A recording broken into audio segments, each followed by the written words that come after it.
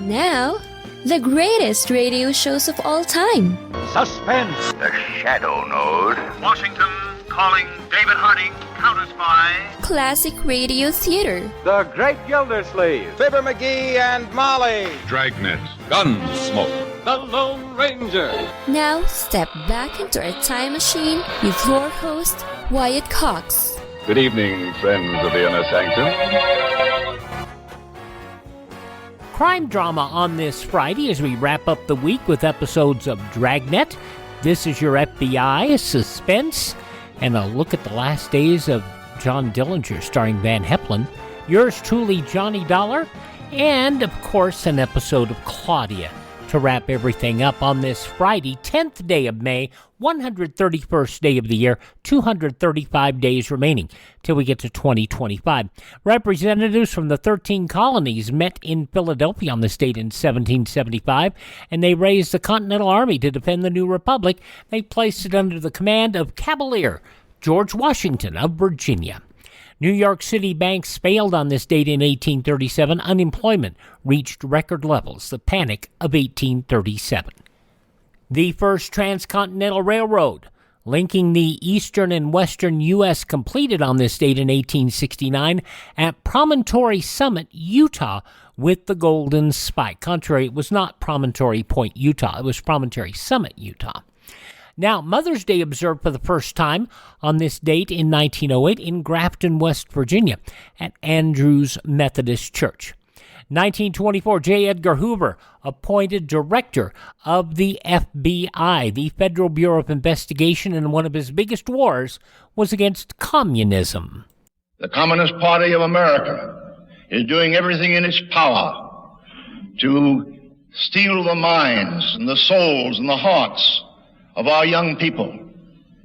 They have never worked so feverishly as they have in the last 2 years in some of our colleges and institutions to enlist the youth of this country in the faith and loyalty to a foreign power, the Soviet Union.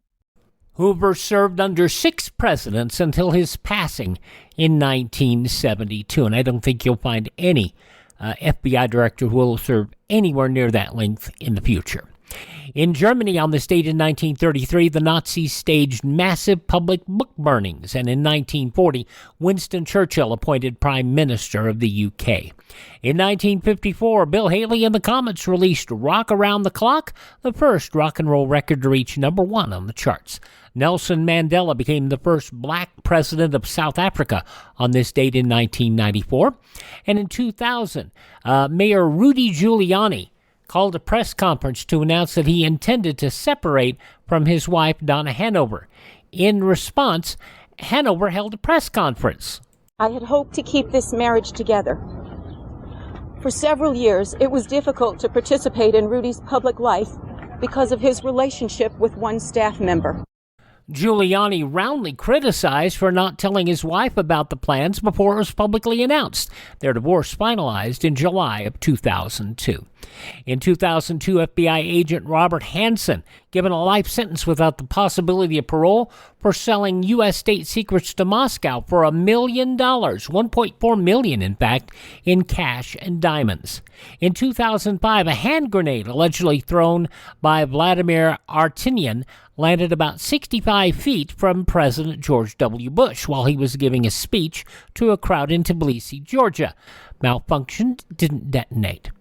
In 2013, One World Trade Center became the tallest building in the Western Hemisphere and the 6th tallest in the world, the main building of the rebuilt World Trade Center complex in Lower Manhattan in New York City. And it was 2 years ago today that Queen Elizabeth II missed the state opening of Parliament for the first time in 59 years, the first time a new session of Parliament was opened by the Prince of Wales and the Duke of Cambridge acting as councillors of state. Of course, Queen Elizabeth passed not long after that. Passing away on this date in history, Paul Revere, not the musician, the patriot, back in 1818. Also Confederate General Stonewall Jackson, actress Joan Crawford. It was also Shel Silverstein's date of passing back in 1999. Actress Deborah Wally, remember her best from The Mothers-in-Law. Race car driver, designer Carol Shelby, and the lady back in 1972 sang about the cleanup woman, Betty Wright, all passing away on this date in history. Among those born on this date include one fine Fred Astaire.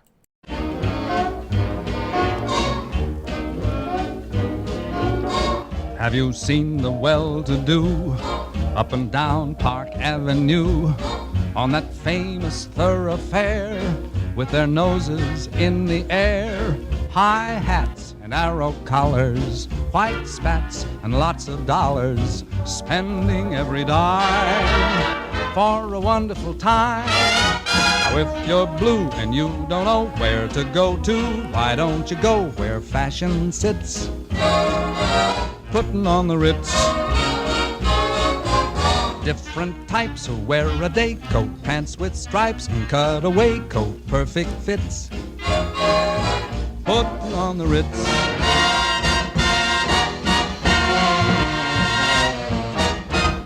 Fred Astaire, born on this date, gosh, 100 and, let's see, born in 1899, so that would make it 125 years ago. And his influence is still felt today. Also born on this date, David O. Selznick, the film producer, Mother Maybelle Carter, also Pat Summerall, the fine broadcaster, and also Gary Owens. The preceding was recorded earlier because the cast is having a big party right now. He did a lot of great stuff. Gary Owens, born on this date back in 1936. Hi, this is Jeff Foxworthy. It is now time for the birthday announcements. The following people are now officially older than dirt. Author Barbara Taylor Bradford wrote a lot of romantic novels, 91 years of age today.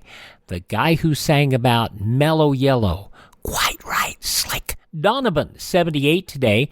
Dave Mason of Traffic is 78 today. Sportscaster Chris Berman, back. Chris Berman is 69 today. Former astronaut Ellen Okoa is 65. Bono from U2 is 64. Another former astronaut, Lisa Nowak, is 61.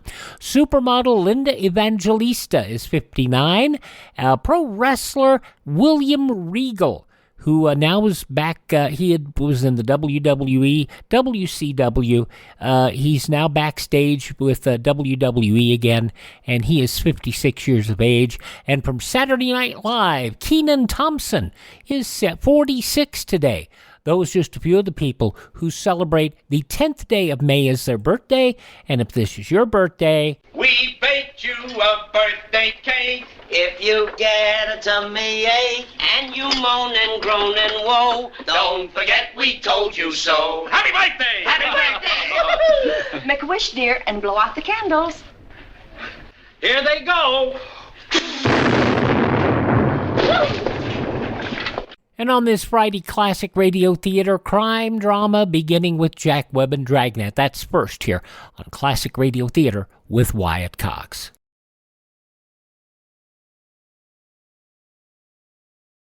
In times of economic uncertainty and chaos, your money means nothing. You may not even be able to get it from your bank or ATM. And the money you do have in the stock market will go down and down. What you can bank on is gold and silver. Gold and silver have been a reliable and trusted form of currency for thousands of years. Gold and silver have never been worth zero, and typically gold holds its value during economic turmoil. Call the Gold Hotline now and learn how to protect your money and your assets with gold and silver. And learn how to set up a new IRA or roll over your current one into a gold-backed IRA. Protect your money from the next market crash with gold and silver. Call now for your free gold guide. 800-515-6302. 800-515-6302. 800-515-6302. That's 800-515-6302.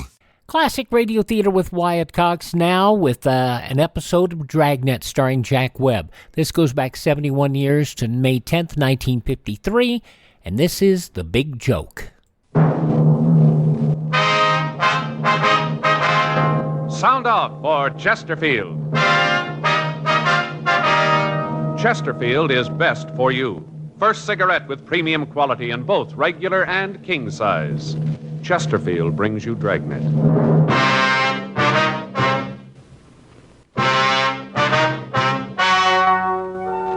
Ladies and gentlemen, the story you are about to hear is true. The names have been changed to protect the innocent.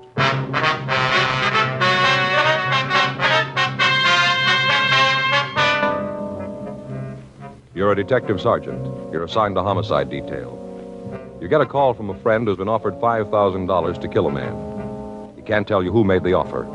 He does tell you that no matter what happens, the man is going to be killed. Your job? Stop it. Years ahead of them all. Chesterfield is years ahead of them all. The quality contrast between Chesterfield and other leading brands is a revealing story. Recent chemical analyses give an index of good quality for the country's 6 leading cigarette brands.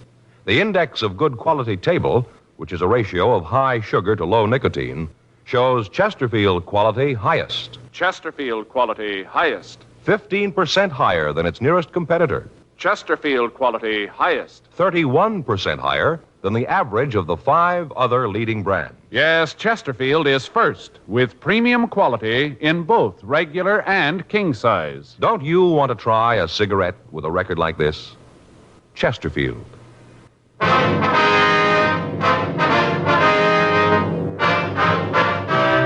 Dragnet, the documented drama of an actual crime. For the next 30 minutes, in cooperation with the Los Angeles Police Department, you will travel step by step on the side of the law through an actual case transcribed from official police files. From beginning to end, from crime to punishment, Dragnet is the story of your police force in action.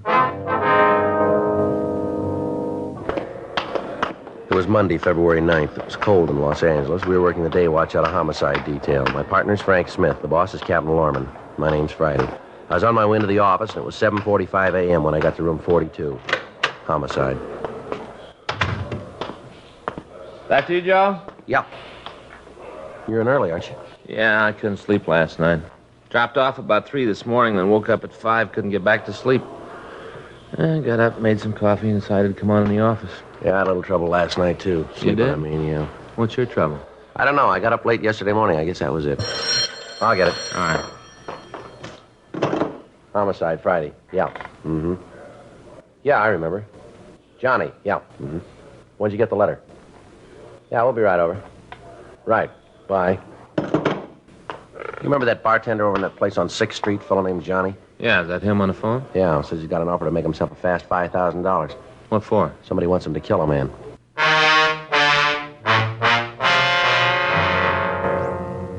8:10 a.m. Frank and I drove over to John Bronson's apartment. He lived in a new development on Wilshire Boulevard. We checked the nameplates in the lobby of the building, and then we went up to apartment 6B.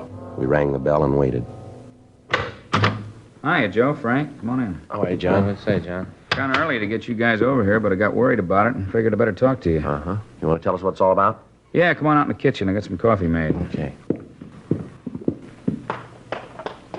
Yeah, sit down there. I'll pour you a cup of coffee. Fine. Good. Well, it started last night. I guess it was about 10:15. Payphone in the bar rang, kept ringing. I went over to answer it. Fellow on the other end asked for Johnny. Yeah? Told him it was me, and he hit me with a deal. First, I thought he was kidding. What'd he say? Well, he asked me if I want to make a fast $5,000. Of course, I told him, yeah. Then he sprung the snapper, said he wanted me to kill this guy, a fellow named Wilhelm Ulrich. You know this Ulrich? No, never laid eyes on him. First time I even heard the name. Okay, go ahead, John. Well, this guy on the phone started to lay it out. Told me how he wanted it done. Here's your coffee. Thank you. I asked the joker who he was. He said it didn't matter. All that counted, he said, was that I knock off this Ulrich guy. Yeah. I told him I didn't know who the man was, that I didn't know where to get in touch with him to kill him. You know, kind of going along with a gag all this time, thought it was a joke. Uh-huh. Well, this fellow on the phone said he'd give me all the dope I had to have, said I'd get it in mail this morning. Yeah. Came special delivery just before I called you. Special. Uh-huh. You got the letter, have you? Yeah, I got it in the other room. I'll get it for you. All right, I'll go with you. John, how much have you handled the letter? Well, I opened it up. I didn't know what was in it. Mm-hmm. If I'd have known what it was, I wouldn't have touched it at all, but I didn't know. I looked at it when I found out what was in it and figured I'd better call you. Couldn't see any way to tell who sent it. Maybe you can when you see it. Mm-hmm. When I saw what it was, I didn't touch it anymore. Mm-hmm. Well, let's see here. It's money. Yeah, 5 $100 bills. And what's the letter say? Just a minute. Get this by the edge here. I don't want to... It says, Johnny, here's the down payment. You'll get the rest when you finish the job. And the name is Wilhelm Ulrich. The address is 2192 Vine Street, Hollywood. It's written on a typewriter. No signature. That's it. Let me see it, will you? Oh, you can see it here. First off, I thought the whole thing was a joke. I didn't believe it. You know, I just thought it was some drunk trying to be funny. We get calls like that all the time, guys trying to be funny. Yeah. And when I got this letter, I got scared. I ain't gonna kill nobody, especially somebody I don't even know, not for no 5,000. Did you recognize the voice on the phone, John? No, I don't think I ever heard it before. You got any idea why he'd call you? No, I've been clean. I haven't got a record. Nothing like that. I run a clean place. Never done anything that could tie me up with the rackets. Yeah, we know. Well, maybe I ran a little booze during Prohibition. Not much, just a little. Everybody was doing it then, but I'm clean now. Joe, there's a postmark here on the letter. It's mailed in Hollywood. Yeah, I saw that. We can check the postal authorities on the mailbox number, find out when it was picked up, huh? Yeah. Time on it here is 11, looks like 11:45 last night. That's the time. Uh-huh. You sure that you don't know Ulrich, John? Possible that he's been in your bar sometime, maybe, huh? Well, that'd be hard to say. We do a good business. Lots of people come in I don't know. You know, just come in once in a while. I wouldn't know who they were. They keep quiet, and I ain't getting nosy. Yeah. Well, we're going on back to the office. You'll probably hear from the caller again, Johnny, and as soon as you do, you let us know, will you? You gonna see this Ulrich fellow? Yeah, we'll talk to him. Might be better if you don't say anything about this to anybody, John. Oh, don't worry, I won't. Okay, we'll be talking to you later. You be at the bar? Yeah, I'll be there at 4. Okay, thanks a million. No strain, glad to do it. Can't get over it, that guy calling and making an offer like that. I just can't get over it. He should know better than that. Yeah? Sure, yeah, I don't know. Somebody ain't gonna kill somebody they don't even know.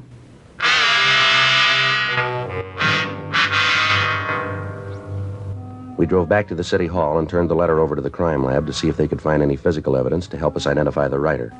We ran the name Wilhelm Ulrich through R&I and we found no record.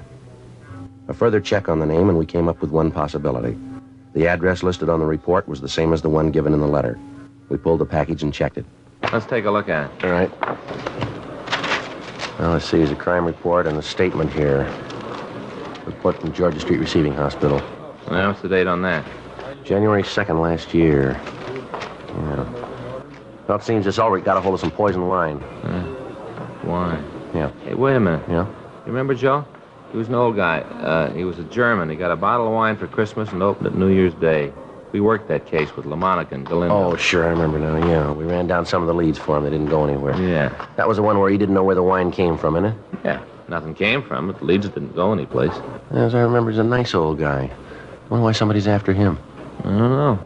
Last time we couldn't find anybody with a motive. Well, there's one someplace.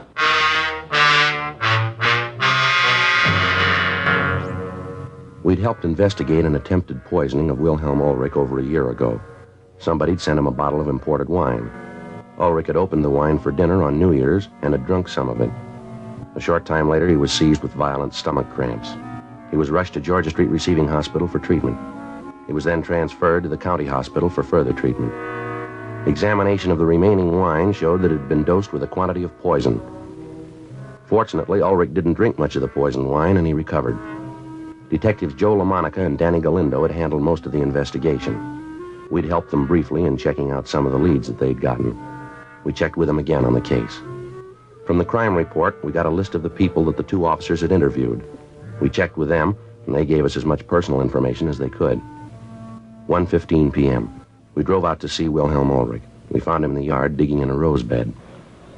No, I can't understand it. I never quite believed that about the wine, sir. Well, why do you say that, Ulrich? Well, I found it hard to believe in my heart that anyone would want to do me harm. I have no enemies. No one that hates me enough to want to kill me. I'm sure of that. Well, I'm afraid you could be wrong about that, Ulrich. The officer said that before. Somehow, though, I just can't believe it. I've nothing anyone would want to kill me for. All of the people I know are my friends. We all get along. Yes, sir. Look at that. Isn't that a beautiful rose? Such loveliness. Mm-hmm. No, I'm sorry, officers, you're mistaken about this. I wonder if we could talk to you in the house, sir. Yes, that might be better. I could make you a cup of hot tea if you'd like. No, sir, thanks, just the same. Have you officers had lunch yet? Yes, sir, thank you. Oh, thought maybe you'd like a sandwich. Just got some liverwursts from a little place downtown. German, excellent food. Mm-hmm. Here, I'll get the door. Just sit down any place. I have to get the dirt off my shoes. Martha would be very angry if I tracked dirt around. Martha, that's your daughter, isn't it? Yes. She comes over every couple of days and straightens up the house for me. Wonderful girl, Martha. I don't know what I'd do without her. Yes, sir. Now, there's a couple of things we'd like to ask you. Certainly. Anything I can do to help. Well, we'd like to go over the information on the report here. Is that from the last time? The time of the wine? Yes, sir, that's right. All right. You just ask anything you want. I've got nothing to hide. All right, sir. We checked the crime report you filled out last year. Now, has anything changed in your family since then? No. You gentlemen still working on that? Well, yes, sir. We have another matter to discuss here. Oh, there's one thing that has changed. What's that, sir? The part here about me running the business. Mm-hmm. That's changed. I still run it in a way. I still supervise it, but Robert, he actually runs it.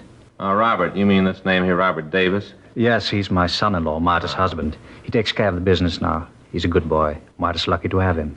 How long has your son-in-law been running the business, Mr. Ulrich? Well, let me see. It's been about 8, 9 months. He took over right after I got out of the hospital. He's done wonders with it, wonders. How's that, sir? Modernized it, changed it all around. Had one of those efficiency experts come in and study the people. Time and motion men, I think they call them. Mm-hmm. They come in with a stopwatch and look at the people doing the work and figure out how long it should take them to do a certain job, and then they plan how the job can be done faster and cheaper. Wonderful thing, big changes. Yes, sir. I don't want you to take offense at this, Ulrich, but how are the relations between you and your son-in-law? I don't think I understand. Well, you get along. You have any quarrels, disagreements? Oh, no, Robert and I never disagree. I found out that it didn't pay to argue with him. Sir? I found out that it didn't pay. He was always right. Uh-huh. Yes, you see, we had a few arguments when he took over the business about this time and motion study thing. I see. You want to tell us about these arguments? They weren't anything serious. I didn't think that it was a good idea to change. I couldn't see any reason for it. Everything was going good. The business was making money. Everybody seemed to be happy. I didn't want to take a chance disturbing a good thing. You know, the golden goose. Mm-hmm. You want to go ahead, please?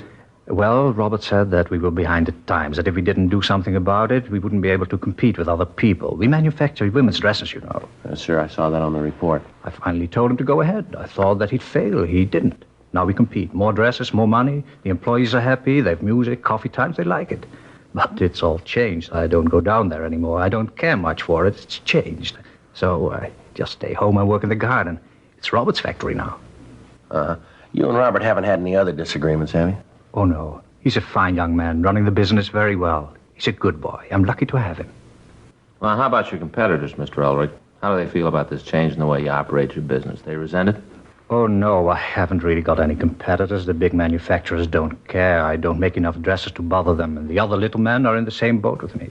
They're too busy running the factories to worry about me. Mm-hmm. Now, can you think of anybody who might want to do a thing like this? How about that phone call? I told you before, I can't. I find it very hard to believe. Well, we'll have to talk to the people that you know, the people around you. We'd appreciate it if you didn't tell anybody what we were after.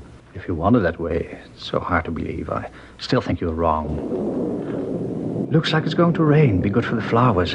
It's been dry up in the valley. Farmers need the rain. Yes, sir. Now, you'll go along with us on this thing, will you? Not tell anybody about it? Sure, I'll help. It's all right if I tell my daughter and son-in-law about it, isn't it? Well, it'd be better if you didn't say anything to him or your daughter, not to anybody. But they're going to see you here. They're going to ask questions. They're not stupid.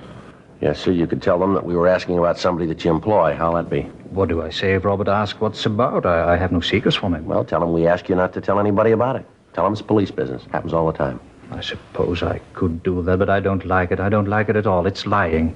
Yes, sir, that may be true, but it's the best way. Oh, I guess it's a small lie. I can tell myself that. It's a small lie. Well, we'll have some policemen come out and watch Mr. Ulrich until we find the person who's doing this. Do you have to do that? Yes, sir, I'm afraid so. Well, no, I don't like that at all. Even worse than the lying. No, I don't like it at all. Mr. Ulrich, I wonder if you really understand that when we ask you not to tell anybody about this, when we want to keep you under surveillance, it's just for your protection. But if what you say is true, if somebody really does want to kill me, if somebody hates me that much... Yes, sir? Can you stop them?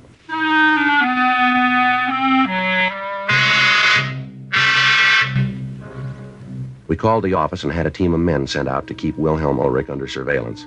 His house and his person were to be watched 24 hours a day until we apprehended the person or persons who wanted him killed. We spent the rest of the afternoon talking to the people in the neighborhood. From all of them, we got the same story. Ulrich was liked and respected through the area. All of the local shopkeepers and their business associates told us that he paid cash for everything he bought and that his credit was good. He was active in the local flower club and had twice in the past served as president of the organization. The neighbors confirmed what Ulrich had told us about his family. His son-in-law and his daughter seemed to be devoted to the elderly man and were constantly trying to get him to sell the house he lived in and come to live with them. 6:42 p.m. We returned to the office. Man, it's really coming down, huh? Yeah, it sure is. You got a raincoat in your locker? Yeah, I got one of those plastic kind in the bag. Oh, yeah, I want to get me one of them. I'll get mine. We'll go over and check the son-in-law. You got his address? Yeah, it's a place out on Ivar. Sure was a nice old man, huh? Yeah, he seems to be. So you want to grab my coat? I'll get the phone. Yeah, I'll get it. Thank you. Homicide Friday. Yeah. Uh-huh. Yeah, John. When? Yeah. No, we'll be right over. Right away. You bet. Frank. Yeah? Call from the bartender, Johnny. Yeah? Says he just got another phone call. Person told him that he'd gotten the down payment for the job, and he wanted to know why Ulrich hadn't been killed. Yeah? Guy said if Johnny didn't get on it, the money wouldn't do him any good. Told him to make up his own mind. Uh-huh. Either he makes good on the job or they'll kill him.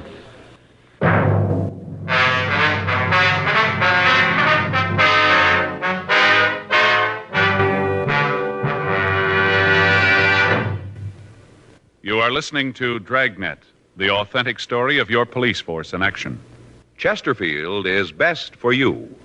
Listen to Chesterfield's record. For a full year and 2 months, a doctor has been making regular examinations of a group of Chesterfield smokers, and he reports no adverse effects to the nose, throat, and sinuses from smoking Chesterfields. Don't you want to try a cigarette with a record like this?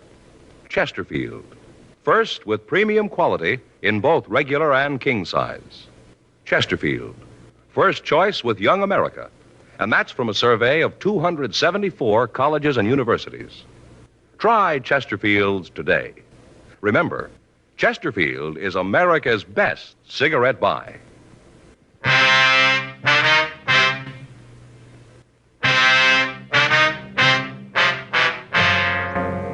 7:10 p.m. We got to the bar on 6th Street. There were only a couple of people in the place. The bartender, Johnny, told us of the phone call that he'd received.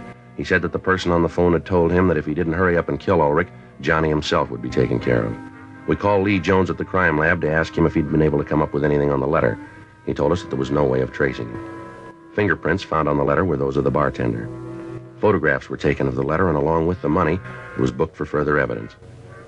We'd gotten in touch with the postal authorities, and they said that they'd give us assistance. They gave us the location of the box where the letter had been mailed, and they said they'd try to find out who sent it. We arranged for a stakeout on the bar, and then we called the men at Ulrich's home. They told us that the son-in-law, Davis, and Ulrich's daughter had been there, but that no one else had seen or spoken to the elderly man. 9:32 p.m., Frank and I drove out to check on Robert Davis. We got to the apartment house and rang the bell to the manager's room. Yes? Miss Franklin? Yes, what is it? Police officers, ma'am. We'd like to talk to you if we could.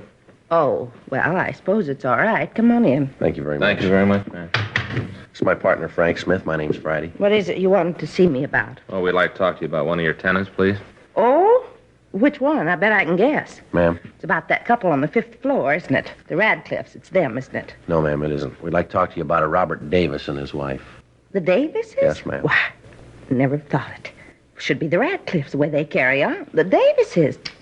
I'd never have thought it. What do you want to know about them? Well, it's just a routine investigation, ma'am. Can you tell us how long they lived here? Well, see now. It's been almost 6 years. They've been in the building, Yeah, 6 years, anyway. I haven't always lived in the same apartment, though. Ma'am? When they moved in, they was in a little apartment on the 2nd floor, living room, and a pull-down bed, little bitty place. And then they moved up to the 6th floor, 2-bedroom, nice place. Nice people. The Davises, oh, I'd never have thought it. Do they have any close friends in the building, would you know? Well, not Mr. Davies. He's kind of the quiet type. Never has much to do with anybody. He keeps to himself. Mm-hmm. Now, Mrs. Davis, that's a different thing. She's a living doll. She's nice to everybody and so sweet. Never had a harsh word for anybody. Always a smile. I think Mr. Davis thinks he's too good for anybody. He always seemed kind of snooty. Yes, ma'am. Do you ever have any arguments with anybody in the building that you might know of? Well, he's had a few arguments like everybody else does. Like I said before, he thinks he's too good for anybody. He thinks he's better than anybody. He's got no right to either. Ma'am? Why, he owes half the people in the neighborhood money. Way behind his bills. Owes me a couple of months' rent. Never seems to be able to pay anybody he owes. I talked to the milkman, owes him for a month back. Every time he asks for his money, Davis tells him to come back and stop hounding him. Can't understand it. Seemed like such nice people when they moved in. 2 years ago, that's when the trouble started. It was our understanding that he had a pretty good job. Is that And right? he has. Works for his father-in-law, manages some kind of a factory. Dresses, I think. Oh, but that isn't it. He makes enough money. He just spends it faster than he makes it, that's all. I think he gambles. Why do you say that, ma'am? Oh, he's always going off on some kind of business trip. At least that's what he says it is, but I know different. Yes, how's that, ma'am? Well, he'd come back from one of those business trips once. Cab pulled up, and it just happened that I was standing out in front. A driver got out and gave him the bill for the cab, all the way from the airport. Almost $6. Well, anyway, when Mr. Davis got the money out of his pocket to pay the cab bill, a chip fell on the sidewalk. He didn't think that I saw it, but I did.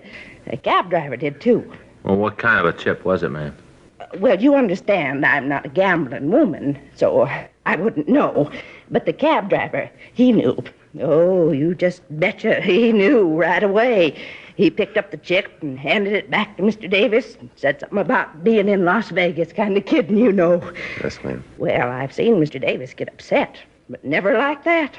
He grabbed the chip away from the cab driver and told him to mind his own business. Said that he'd had the chip a long time, that it didn't concern the cab driver. He was real mean. Uh-huh. And then at night, well, the argument that he and the missus had, I never in all my days heard anything like that. Well, what happened, ma'am? Well, you understand that I just happened to be in the hall. I was making sure that the lights on the floor were all on. Those bulbs are always burning out, and I was checking them, you know. Yes, ma'am. Well, anyways, I hear this argument coming from the Davises' apartment. Mrs. Davis is telling how she isn't going to stand for it anymore. Mr. Davis better settle down and get to work and stop this foolishness. She didn't come right out and say what foolishness, but I could tell. I could tell. It was his gambling, that's what it was. Yes, ma'am. Is there anything else that you could think of that you could tell us about the Davises? No, I don't think so. I'm kind of surprised, though. I don't like him, but I never thought that he'd have the police after him. Well, we're just conducting a routine investigation, Miss Franklin. Oh, now, you don't have to play cagey with me. I know about you, policeman. You and your routine investigations. You ain't fooling me. You want him for something. Now, what is it? Can you tell me? Ma'am, it's just police business, just routine. We'd appreciate it if you didn't say anything to anybody about us being here. Oh, sure, I'll go along with you. I won't tell a soul, not a living soul. Thank you very much, Miss Franklin. I'm going to leave you our card. We'd appreciate it if you give us a call if anything comes up. Uh-huh. Michigan 5211, is that right? Yes, ma'am. You just ask for the homicide division. It's written down All there. right, See? you just bet I will. Now, I'd be glad to help. I'm just glad to. All right, fine. One thing, though. Yes, ma'am? Are you sure there ain't nothing that you want those people on the 5th floor for, the Radcliffes?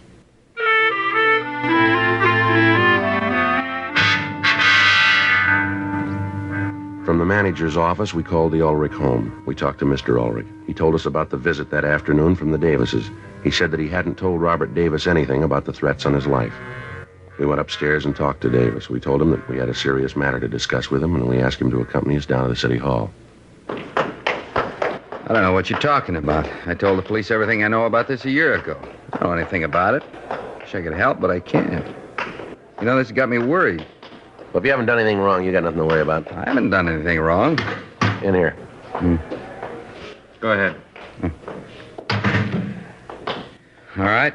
Now tell me what this is all about. Frank? Yeah. You want to check the office, see if we got any answers to the calls this afternoon? Right.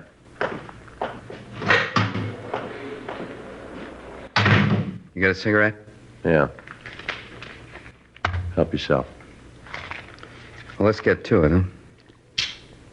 I gotta get home and get some sleep. I got a rough day tomorrow. This won't take very long. How do you get along with your father-in-law? All right, why? Like to know?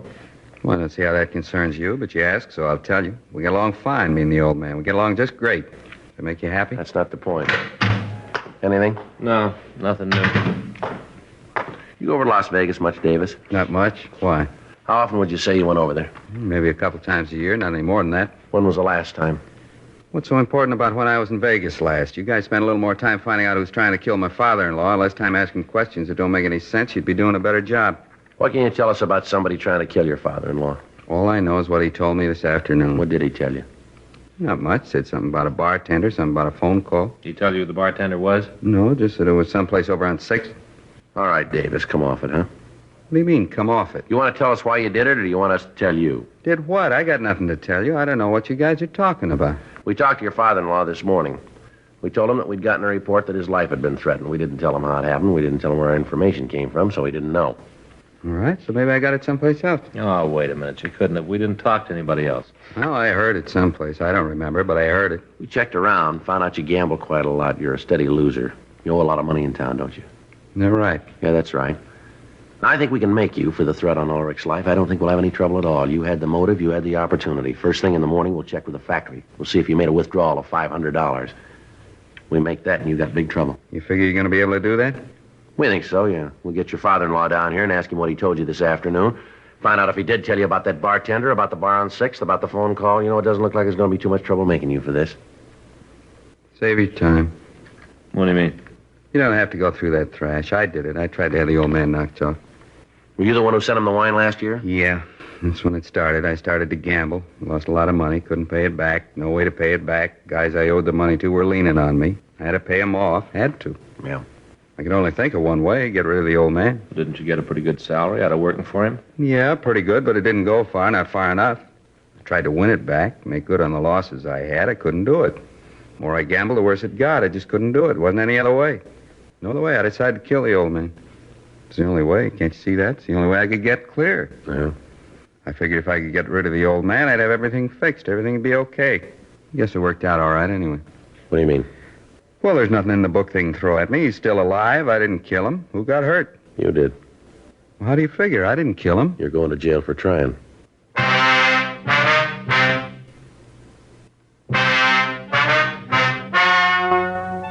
The story you have just heard is true. The names were changed to protect the innocent. On June 18th, trial was held in Department 89, Superior Court of the State of California, in and for the County of Los Angeles. In a moment, the results of that trial. And now, here is our star, Jack Webb. Thank you, George Fenneman. I want to thank all of you for your interest in Dragnet. Thanks very much for your letters. We really appreciate them, and we'll try to keep right on giving you the kind of a show that you like. I want to thank all of you, too, who have switched to Chesterfields. I know you're going to like them, and I know you'll find they're best for you. Now, you folks who haven't tried Chesterfields, I'd like you to pick up a carton tomorrow. Chesterfield. It's a great smoke.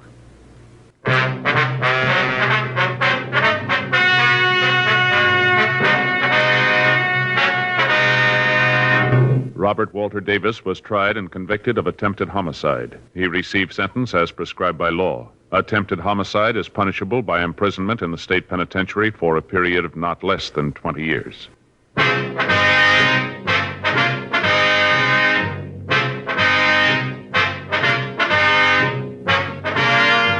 You have just heard Dragnet, a series of authentic cases from official files. Technical advice comes from the Office of Chief of Police W.H. Parker, Los Angeles Police Department. Technical advisors, Captain Jack Donahoe, Sergeant Marty Wynn, Sergeant Vance Brasher. Heard tonight were Ben Alexander, Vic Perrin. Script by John Robinson. Music by Walter Schumann. Hal Gibney speaking. For a million laughs, tune in Chesterfield's Martin and Lewis show Tuesday on this same NBC station. And sound off for Chesterfield's. Either regular or king size, you'll find premium quality Chesterfield's much milder. Chesterfield is best for you. Chesterfield has brought you Dragnet, transcribed from Los Angeles.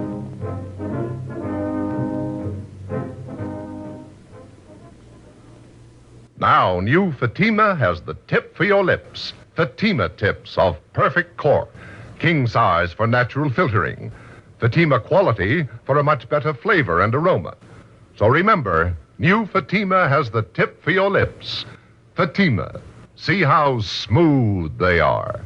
Remember, Fatima is made by the makers of Chesterfield, Liggett & Myers, one of tobacco's most respected names. Tonight. And from 71 years ago, May 10th, 1953, Dragnet. I'm Wyatt Cox, and this is Classic Radio Theater with Wyatt Cox, which kind of works out nice that way. Tomorrow we'll have more drama with an episode of Suspense, the CBS Radio Workshop, Lights Out, Freedom USA, starring Tyrone Power, and Claudia, also tomorrow. But right now, an episode of This Is Your FBI, but first, some very important messages.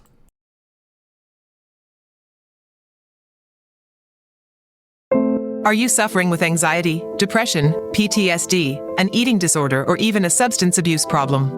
If it's causing problems at work or with your family, get help now. At Insight Mental Health and Wellness, we help and treat all types of depression and mental issues. We will help you use your insurance to get away from it all, to a beautiful, sunny, and tranquil vacation-like environment, so you can recharge yourself. And with the Family Medical Leave Act, you could take the time off you need from work. Plus, with the Affordable Care Act, your treatment could be 100% covered. If you're suffering from any kind of anxiety, depression, PTSD, eating disorder, or even a substance abuse problem, use your insurance and get away from it all. Come to sunny California. Call Insight Mental Health and Wellness now. 800-281-8944. 800-281-8944. 800-281-8944. That's 800-281-8944. ABC ran This Is Your FBI, and although the FBI in Peace and War ran longer, this show had the official endorsement of J. Edgar Hoover, who celebrated, who became the FBI chief on this date in history, as we mentioned earlier. But This Is Your FBI carried the official endorsement of the FBI, and perhaps the show didn't last as long because it was on ABC, but it was on a whole lot of radio stations when it was on, primarily because Equitable got the local radio stations to air it, you see. So we're going to go back 78 years now, May 10th, 1946, for this episode of This Is Your FBI, entitled The Carnival Killer. The Equitable Life Assurance Society presents This Is Your FBI.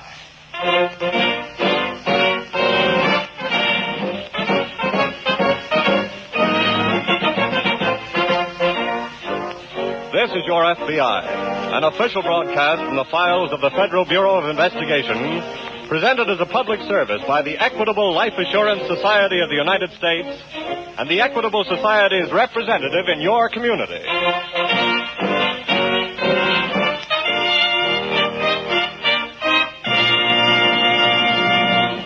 And now a special request to boys and girls.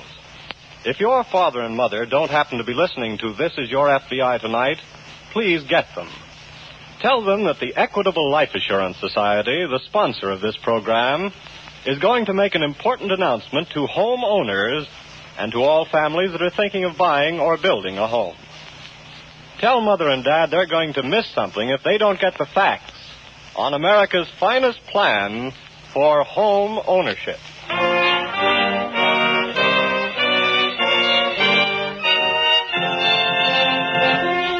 Tonight's FBI file, The Carnival Killing.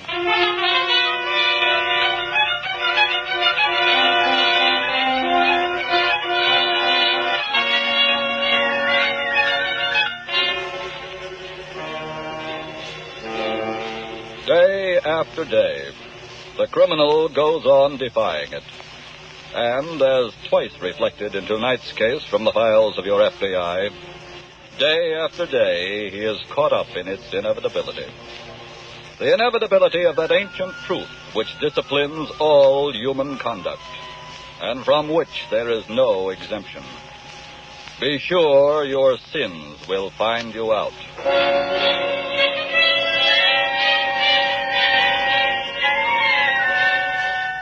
Our story tonight could take place in most any kind of setting you could name. And it could involve persons of most any rank or station in life. But it just so happens that this particular time, it actually took place in a carnival setting. That music, of course, is coming from a merry-go-round somewhere down the midway. And the crowd just part of the Saturday afternoon throng. Over here to one side, the main money wagon. The attractive girl seated at the open window is the cashier. And the dapper young gent in the plaid suit and straw hat just walking up to her runs the concession just across the midway. Hi, babe. Hi, Larry. Well, how goes with the ump chase, huh? Oh, kind of slow. Yeah, I got the same complaint. No biz? Not enough. But here's 100 you can salt away for us. Hey, that ain't bad. Well, if the suckers will start throwing hoops, I ought to take in another yard by shutdown. Keep slugging then, Junior. And pretty soon, babe, you get that ring. You mean the big one? The one we seen in St. Louis? Oh, are you kidding? That comes heavy, sweetie. Well, it was your idea. Okay. I'll keep slugging for it. Here, give me 4 rolls of quarters, huh? Mm-hmm. Here you are. See you later, babe. So long, Larry.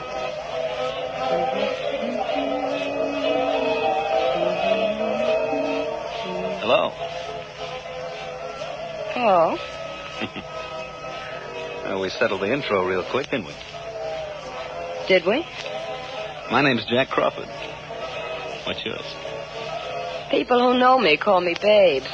I'll buy that. You don't know me. I will. Fast operator. How long you been waiting for that ring? You were on the Erie, huh? That's right. Why should the ring interest you? With me, you could have had it by now. Stop, will you? I mean it. Look. That ring has a marriage deal wrapped around it, mister. So, I guess the show is over. Just the first act, babe. What do you mean?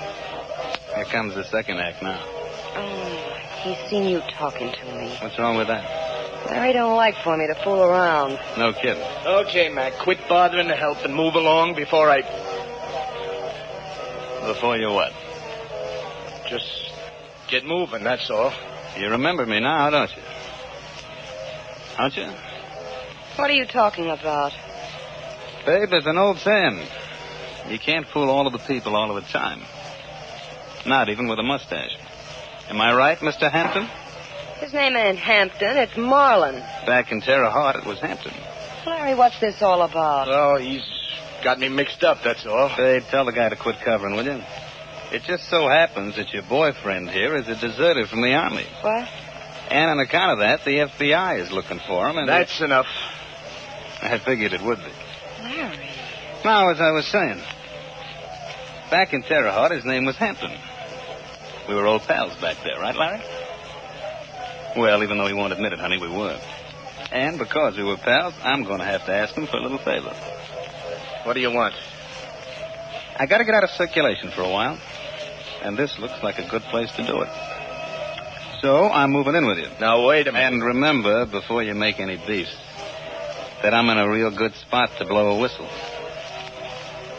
So how about it? Okay. Well, that's the end of the second act. Third act coming up, babe.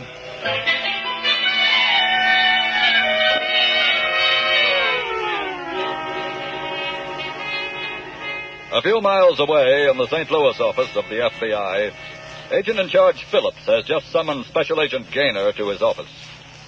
You want to see me, Mr. Phillips? Yes, Gaynor. What's up? Just got a follow-up on that Oklahoma bank robbery yesterday. Really? The agents down there caught 2 of the men early this morning. Did they talk? Yes. Here's the description of the third man still at large. Has it been checked with Washington? That's Washington's check on it in your hand now. Just came in on the teletype. Oh. The man's name is Jack Crawford. He's already served 2 years for robbery, too. His home state is Indiana, and he just may be headed for there. Which could bring him through Missouri and maybe even St. Louis. How was he traveling last? In the car they used in the robbery. There's an alarm out on it now. Well, he may abandon that soon. If so, it'll make his trail that much hotter. Well, are we getting a set of fingerprints and a photo on him? In the morning, airmail. Good. You better contact police headquarters here right away and see that they're up to date on the case, and state police, too. Right.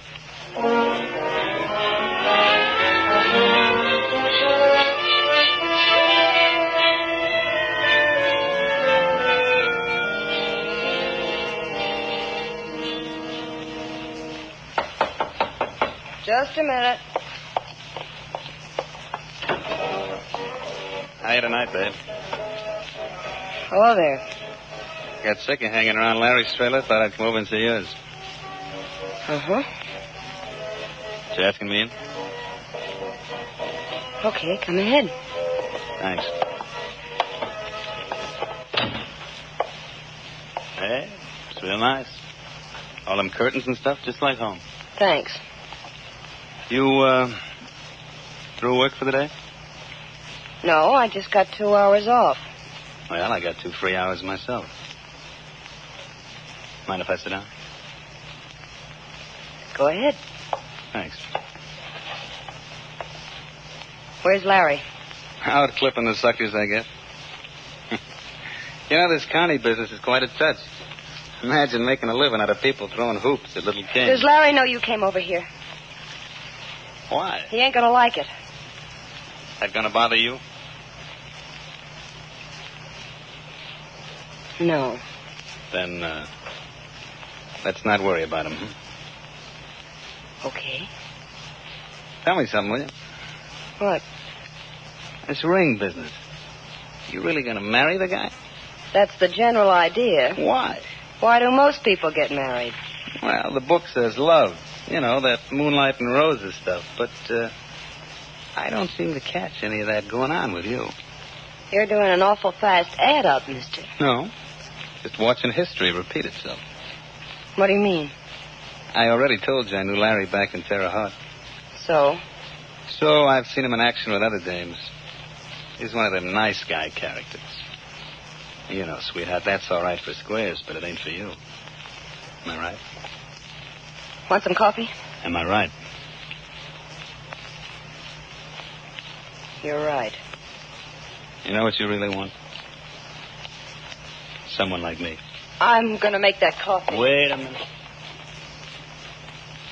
Come here.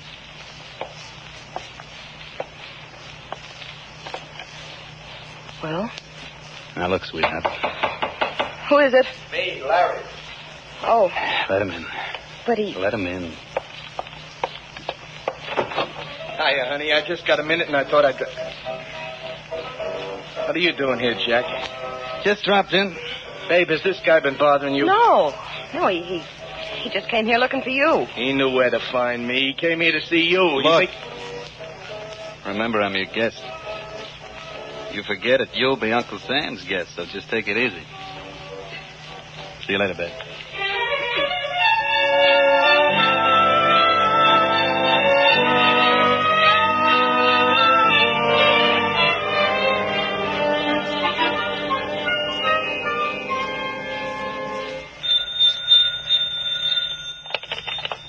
Phillips speaking.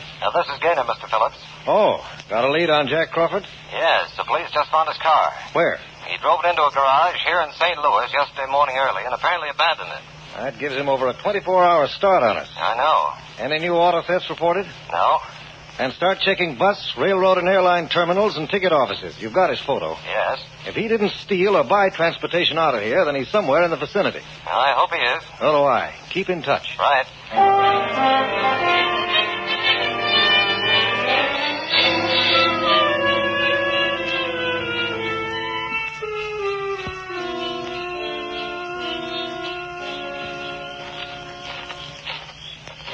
Babe. Hey, babe. What is it, Larry? I thought you were going to wait for me at the money wagon. I didn't say I would. But you always do. Look, I've got to get back to the trailer. Oh, wait a minute, babe. Look, I got to talk to you. Save it, will you, Larry? I'm tired. Well, I just wanted to tell you, honey, I'm sorry about this afternoon. I didn't mean to blow my top. But that guy coming to see you, finding him there, I just couldn't take it. You told me all that. Good night, Larry. Let me come in a minute, babe. I've got to talk this out with you. It's been talked out. Please, just for a minute. Okay, come ahead. Don't forget this is getaway night. We got a long trip ahead of us. I know. Can you turn on the light? Yeah, sure. There we are. Hiya, Larry. Jack. What are you doing here? Waiting for Babe. What for? Because I wanted to see it. Look, you get out of here. Get out quick. Oh, wait a minute. I think Babe should have something to say about that. You want me to go, honey? Leave her out of this. Look, please, don't start anything. Yeah, the Army might not like it. Jack, I got some news for you on that Army business. It isn't going to work anymore. No? No. You know why I deserted. You know I went over the hill because my mother was sick. And at the time, I didn't have guts enough to go back. But your moving in on me has changed my mind. This hero talk is for your benefit, honey. No. It's for something I found again after a long, long time. My self-respect. Oh, this is great. Tell us more, Daddy. I've finished. And I'll get out. What for? You're going to turn yourself in. There's no need for me to get out. Ever. What do you mean? You tell him, babe. No, Jack, please. Okay, then I'll spill. It makes no difference to Babe whether you go through with this patriotic pitch or not. What? She's changed her mind, too. Babe, what's he talking about? Let's not argue anymore tonight, huh? Honey, he might as well know. Well? She's found herself a real guy. Why, you dirty... Jack! Jack, darling, did he hurt you?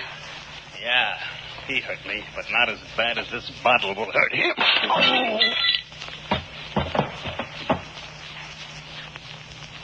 Jack, you hit him awful hard. So what? He's bleeding awful bad. Jack, I think he's dead.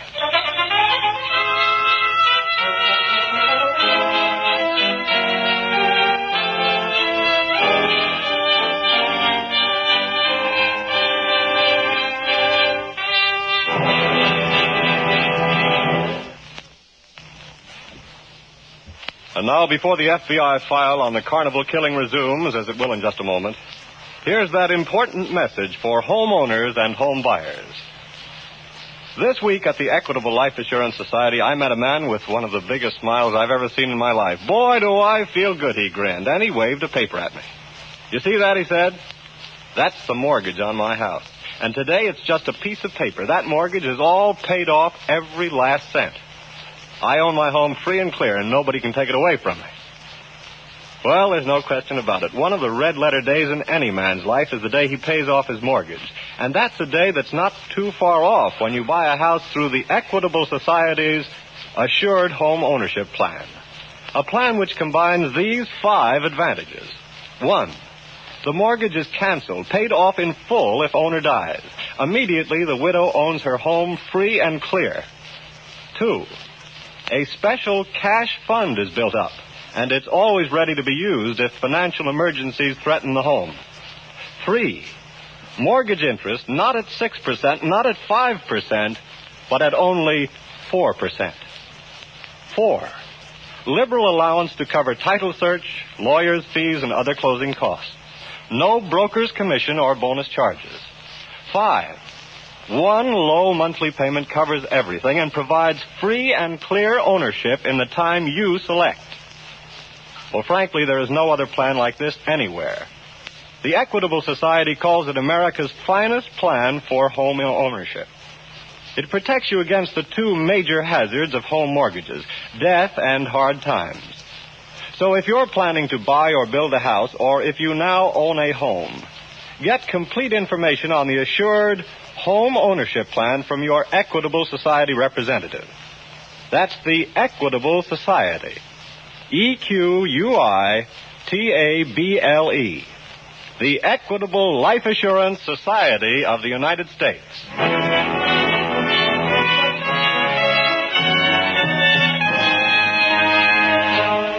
And now back to the FBI file, the Carnival Killing.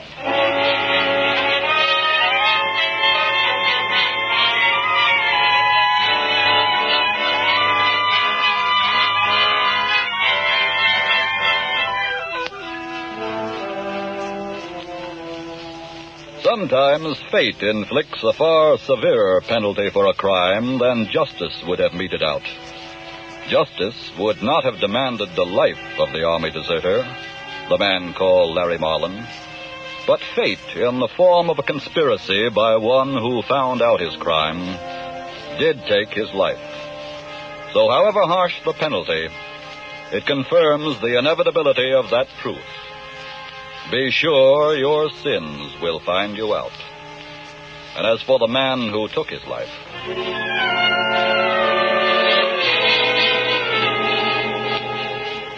it is next morning now, and in answer to a call from police headquarters a few minutes ago, Agent in Charge Phillips of the FBI's St. Louis office, accompanied by Special Agent Gaynor, have just entered the city morgue. Here's the body right here, Mr. Phillips.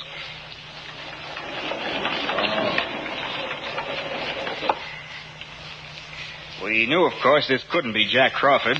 No, that's not Crawford. But since no identification was found on him, we thought we'd better check with you in case he just might be somebody else the FBI was interested in. Glad you did. Took a set of fingerprints for you. Here they are. Thanks. Anything familiar about him to you, Gaynor? No, I can't say that there is. Look again, Gaynor. Forget there's a mustache on him. Yes.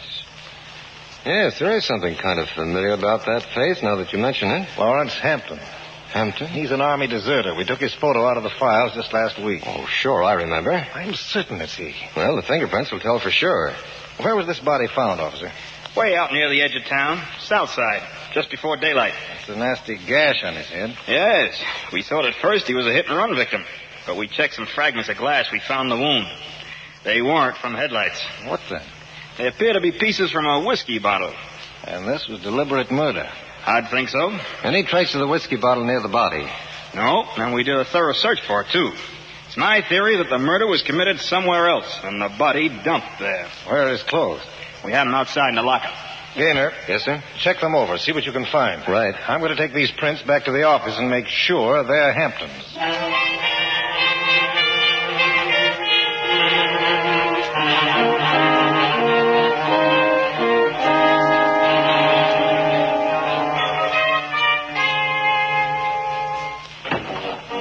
That you, babe? Yeah. I thought you were working right through. Well, I had to get a relief. I feel awful. What's the matter? Now, what do you think? Look, forget that, will you? Jack, how can I? Nothing's going to happen, baby. When they find the body, they'll think he was hit by a car, that's all. Besides, he's a Lamester. The cops won't care how he got it. That part of it don't bother me. What are you feeling so bad about? The way it happened. You're killing him like that. Look, how many times do I have to tell you I did it in self-defense? Besides, it brought us together, didn't it? Yeah. All right. Anybody been asking for him? Sure. What'd you tell him? Just like we made it up that he went off on a bender this morning as soon as we hit the lot. Probably wound up in St. Louis. That should cover it good. Jack, let's get out of here. Quit the show? Yeah. Look, honey, if you take a run out, you might as well put an ad in the paper that you've done the job. I done it. Sure. So take a pill for your nerves, kid, and go on back to work. Everything's going to turn out fine.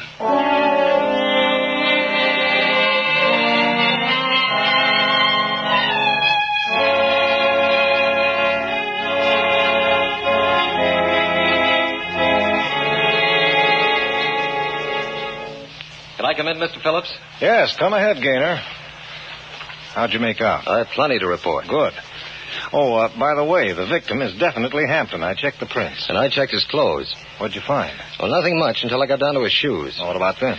Well, I examined the heels. Uh-huh. They were made of rubber, and Yeah? stuck in the indentations were bits of what turned out to be popcorn, peanut shells, and sawdust. That sounds like you've been to the circus, but there aren't any playing in St. Louis. Now, there was a carnival playing quite near where Hampton was found. It closed last night. I see. Now, if the officer's theory was right, if Hampton was killed elsewhere and dumped on the highway, the murder might have been committed on or near the carnival grounds. Yes? And I'm checking to find out where the show moved to, and well, meanwhile, I wondered if I should cooperate with the local police and hop out and go over the grounds with them. Good idea. Get on it right away.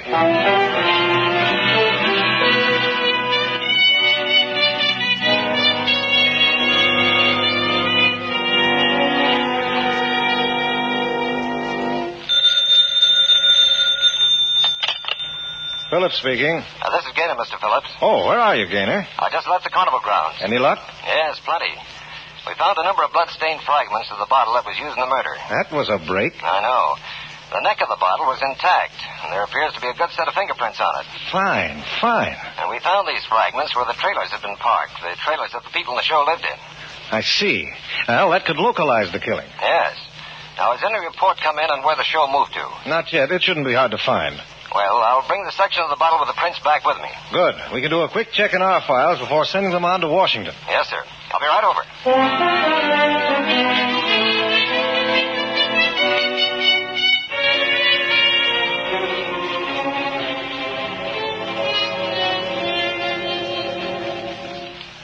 Gaynor. Yes, sir? Will you put those prints under the glass again, please? Yes, sir. There's something familiar about that one whorl. Hand me that stack of prints there. All right. I'm just going to play a hunch. Here you are. Now, let me see. That's identical. Those lines check. Little break there. It's the same Gainer, the same prints. My hunch was right. Well, who is it? Our elusive friend, Jack Crawford. Crawford? Yes. Really? Well, how did he and Hampton ever get together? Well, that's what we have to find out. You say this bottle was found near where they parked the employees' trailers? That's right. There's a chance Crawford is somehow linked with that show. Well, a report just came in. We know where they're playing now. It's only 50 miles from here. I think we better get out there fast.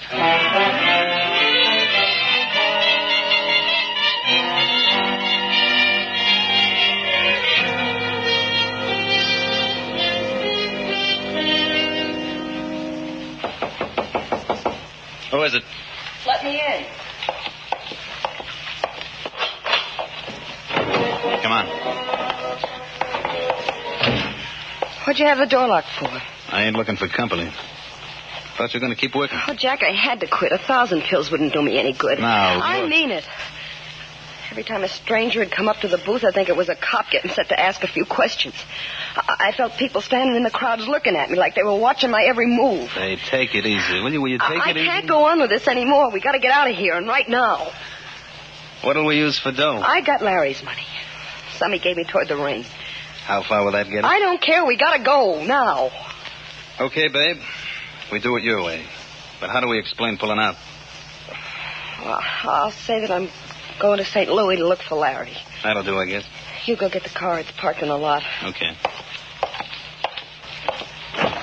Here we are, Crawford. Huh? Don't try anything. Jack, who's that? We're special agents of the FBI. We want to talk to you both about the murder of Larry Hampton.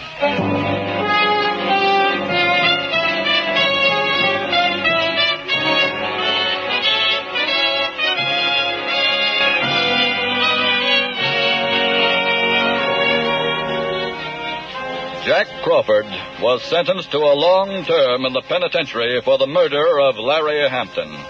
His female companion was also sent to prison for her part in the crime. Why do criminals go on defying the inevitability of that inexorable truth? Be sure your sins will find you out. Why do they go on making their futile challenges to the inescapability of justice? Why do they play a game they cannot possibly beat? It's not even a gamble, for a gamble presupposes a chance to win. But justice gives no odds. Justice is unbeatable.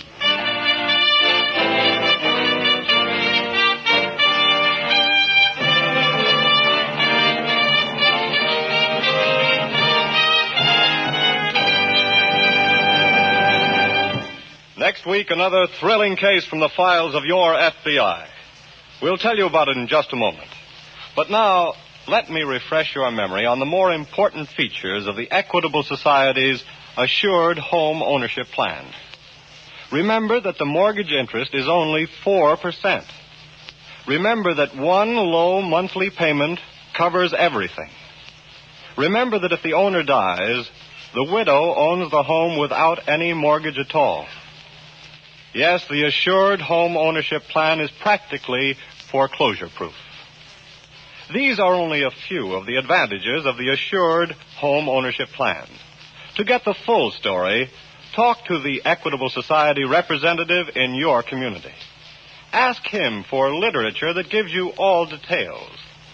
Look in your local phone book for the name, the Equitable Life Assurance Society. EQUITABLE. The Equitable Life Assurance Society of the United States.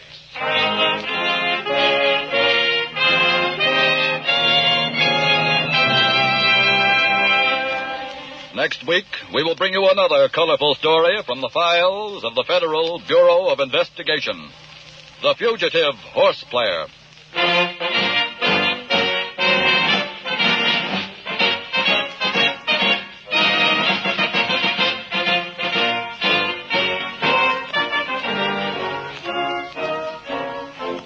The The incidents used in tonight's Equitable Life Assurance Society's broadcast are adapted from the files of the Federal Bureau of Investigation.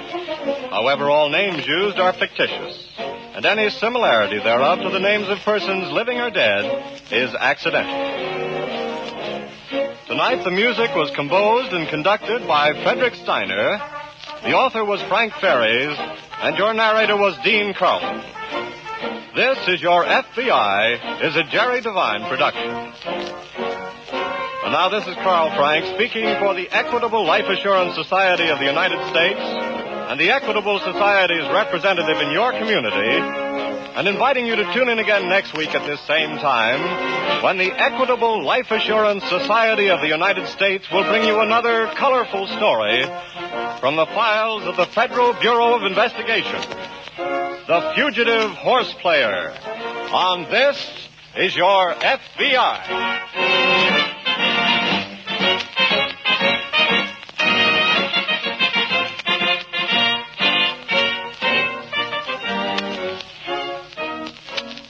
ABC, the American Broadcasting Company. May 10th, 1946, 78 years ago, this is Your FBI here on Classic Radio Theater with Wyatt Cox. Suspense is next, but visit our webpage, classicradio.stream. Stream our shows, learn about building a classic radio collection of your own. You can find our social media links, and if you're so inclined, you can buy me a copy to help keep these shows coming to you.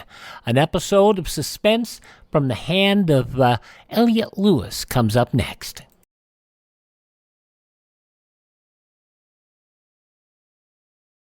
President Biden recently released a massive $6 trillion budget, the largest budget in U.S. history. And guess who pays the bill? That's right, you, the American taxpayer. American citizens and business owners will be paying more taxes. That's a fact. And if you owe back taxes, they will be coming after you to collect payments. In fact, President Biden also hired thousands more IRS agents to go after you. If you got a letter from the IRS and you know you owe back taxes or you haven't filed in years, don't put your head in the sand. Call us today. We've saved our customers millions of tax dollars. One quick, free phone call will show you how we can reduce your past tax bill and save you thousands. Guaranteed, or you pay nothing. Call now. 800-932-1431. 800-932-1431. That's 800-932-1431. Paid for by the Tax Helpline. We've talked a lot about Elliot Lewis, and of course he did a lot of acting, but he also did a number of producing and directing roles, and when he took over Suspense, the show took a very dark turn. And of course you would hear programs such as you're going to hear today from 70 years ago. May 10th, 1954, Van Heflin stars in The Last Days of John Dillinger. Autolite and its 98,000 dealers bring you Mr. Van Heflin in tonight's presentation of Suspense. Tonight, Autolite presents the true story of a reign of terror. The dramatic report of the final moments of a beast, a man without conscience, a professional killer.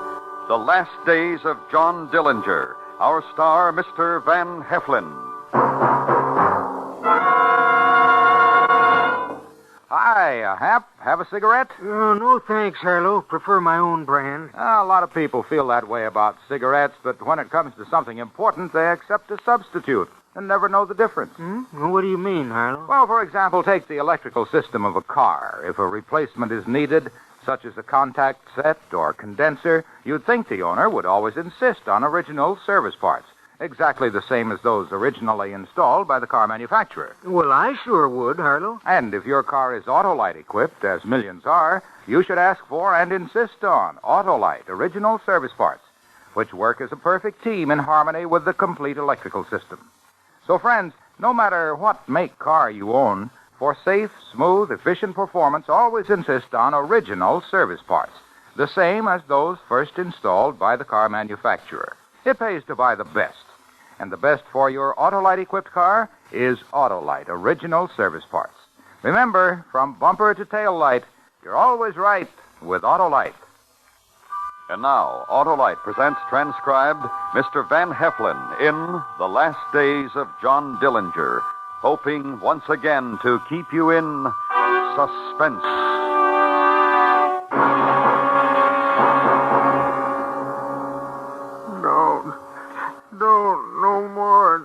No more in the name of heaven. Hold him, Herbie. Sure. Please. No. Yeah, let him go. Sure. How you feel, Ernie? How you feel, Copper? Come on, tell me so I know. Oh, no, you oughtn't to laugh at him, Herbie. He's hurt. Hey, Ernie, you hurt? You hurt, Ernie? How's it feel to be in the cell of your own jailhouse, Ernie? Look, Dylan. No, you look. On your feet and take a look, Ernie. Ernie, or I'll... Oh, don't hit me anymore. Take a look. You see the pretty pistol, Ernie? It's wood. Yeah. Wood? Yeah, I whittled it, Ernie. Wood. Right after I whittled that bow for your kid, I made me this gun. I put some shoe polish on it. Mine. Yeah, his niece. Sure. And now we got a real gun, Ernie, yours. And we're going to get out of here. Out of the jail everybody's screaming that nobody's going to break out of. Come on, let's go, Ernie. Let's go. Let me tell you something, Copper. From now on, from the second I do this, from just then on, just listen to what I say. Don't repeat it. Just listen to it and do it. I said, let's go. That means we're getting out. I said, keep your mouth shut. It means you say just one word and you're dead. And the last part of it is, when I'm ready to kill you, I'll let you watch. That's fair enough? Now, let's go.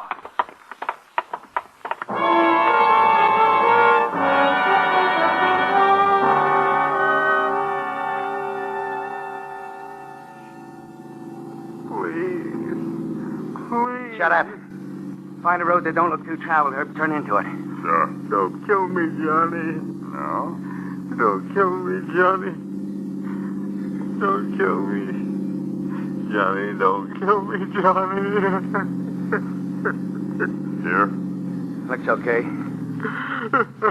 Well, now, why are you crying, Ernie? Real good hostage like you told us where everybody was, where the arsenal was, where the keys to the warden's car was. Well, you're a nice boy. Don't kill me, Johnny. Okay, Herb. Out, Ernie. Don't kill me, Johnny. Out, Ernie. Now, get up. You want a cigarette? Light? Goodbye, Ernie. Let him walk back, Herb. Let's go.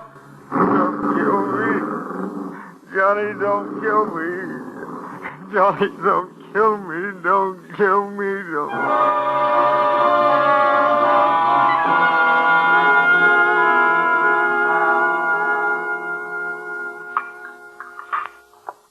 I like you. I know, I can tell. It's one of the reasons I like you. Come on, Johnny, let's scram from this joint. Let's get going. Give Herbie another piece of your apple pie, huh? All right. Want some more coffee? No, thank you, ma'am. Don't rush Johnny and me, mister. Hi. Pretty girl like you slinging in a road diner like this. Don't do that, Johnny. What? The truck drivers and the tourists say just what you said. It don't become you. What does become me, Molly? Me? Listen. Huh? You walked in here half an hour ago, and I said to myself, it's John Dillinger. Fellow whose picture I see in the papers with that smile on his face. Same smile as you got now. And you know what about that smile, Johnny? Huh? It means you've been there and you've seen it. Whatever there was to see. And nobody's going to fool you. Johnny, what's down the end of the road? You want to see? The way you'll show me. I'm coming back for you, Molly. Yeah, I know. First, I got to see some people up the road, a couple 100 miles up the road. People expecting me. And you're coming back. Yeah.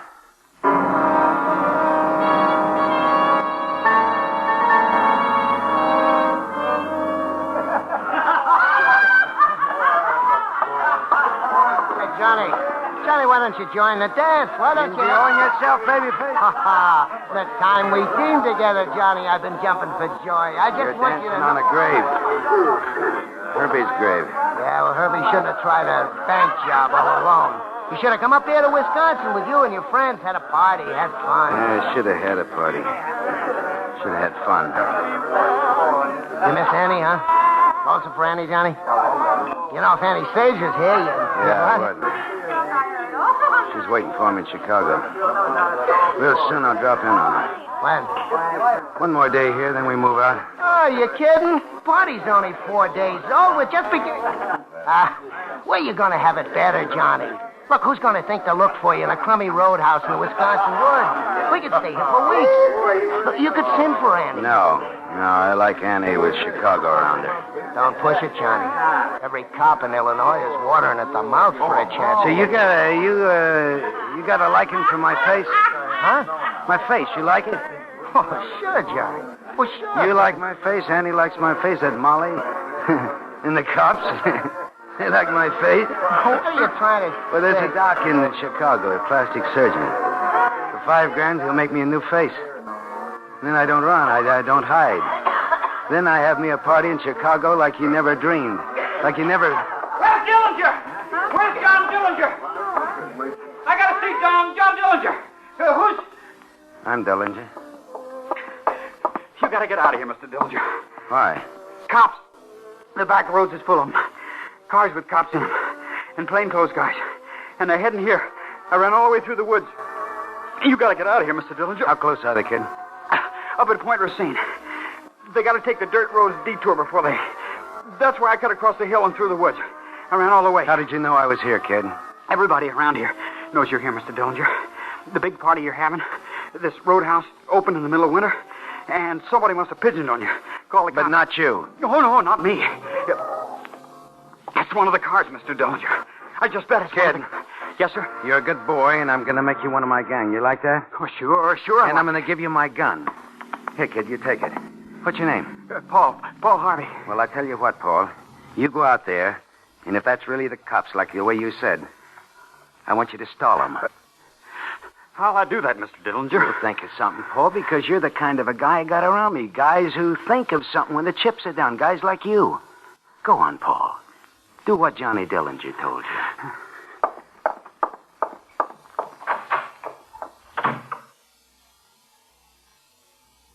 You won't get Johnny Dillinger! You won't get Johnny Dillinger! Quick, out the back window, baby, and bring your gun. Cover me. Yeah, jump.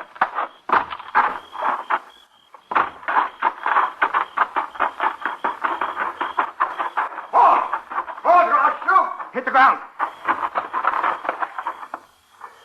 You see him? No.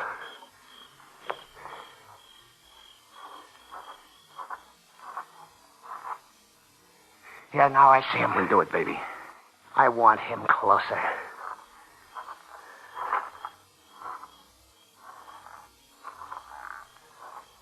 You two men, get up. Get up and put up there.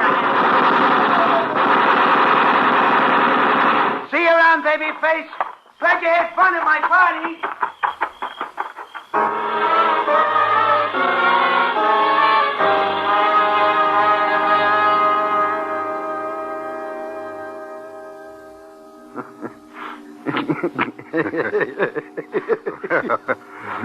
You like it, huh, Johnny? You like what I've done to your face? Here, let me wipe off the mirror. You like it, huh? You're a butcher, Doc. You're a drunken son of a Chicago butcher. You're a slaughterhouse medic. Oh, you just hold your tongue, Johnny. Bang, Piquet. Now, wait a minute. I want to tell you something. 5,000, Doc. That's what you agreed on. That's what you get. Now, you listen to me. You died there on my operating table. You died for sure. You died stone dead. What are you talking about? My assistant and that slob that gave you too much ether, and you were dead. And I thought fast, and I grabbed a hemostat and pulled your tongue over your teeth. Then I gave you artificial respiration. You were stone dead, Johnny. And I brought you back to life. You're a drunken butcher, Doc. Go on, give him the $5,000, PK. Thanks. Thanks a lot, Johnny. Now, Johnny. Yeah? Your fingertips. A new face don't do you any good without you got new fingerprints. That's right, Doc. You're thinking, Doc. Yeah. I got it already. Right over here. Come on, Johnny. Yeah. Take a look. A bowl of acid, Johnny. All you got to do is... Let's get it over with. Sure, Johnny. Now, you just roll back your sleeves. That's it. Now, give me your hand. No, don't hold back, Johnny. Just give me your hand. That's it. And relax your fingers and...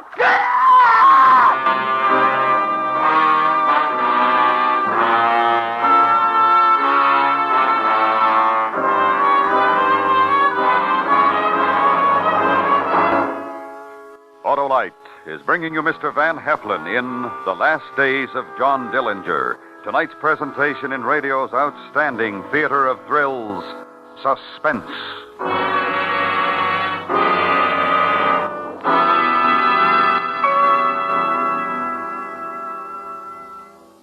Say, Hap, ever hear of a person buying cigarettes without asking for a particular brand? Never did, Harlow. Well, some of these same folks accept parts for their car's electrical systems without even asking the name.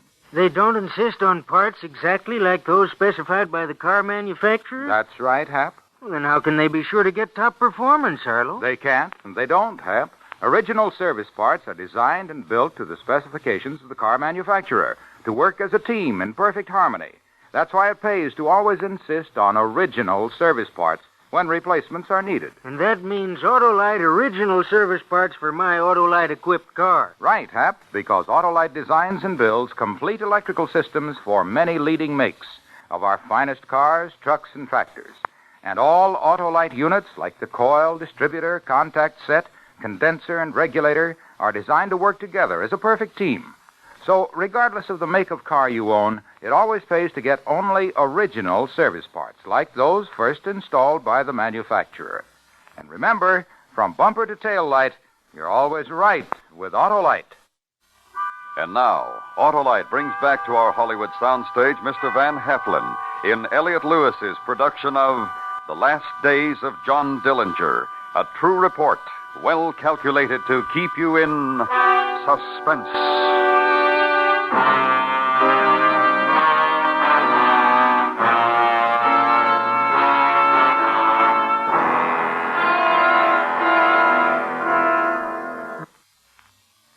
Look at you. Honey. Look at you. Honey. Hands bandage your face. Get away from me. All right, I will. John? John. What? You broke Crown Point weeks ago. How come you're just showing up? I gotta explain it to you, Annie. Or else out. You heard, Annie, you read the papers? What happened in Wisconsin? 4 days. Babyface came round, told me all about it. And this crazy operation, how long? A week? 2? Where have you been all this time? Yeah, like I'm a child. That's right. Where have you been all this time? Well, I'm here now, so what? Another woman? Oh. You can tell me, Johnny. Now, look. You can tell me anything, Johnny. You know you can. You always said you could tell... Something happens when I'm around you. What? Tell me what? I don't know.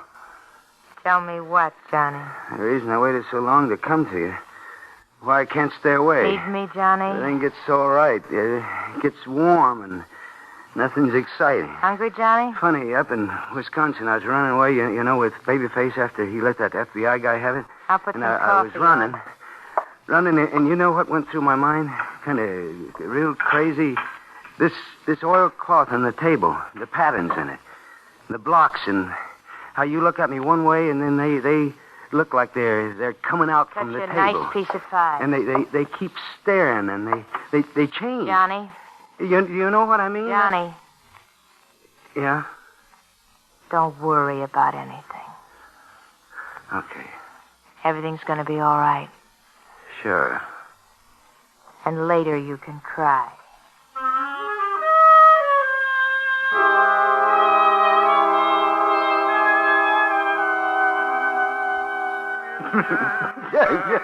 I like to see you laugh, Johnny.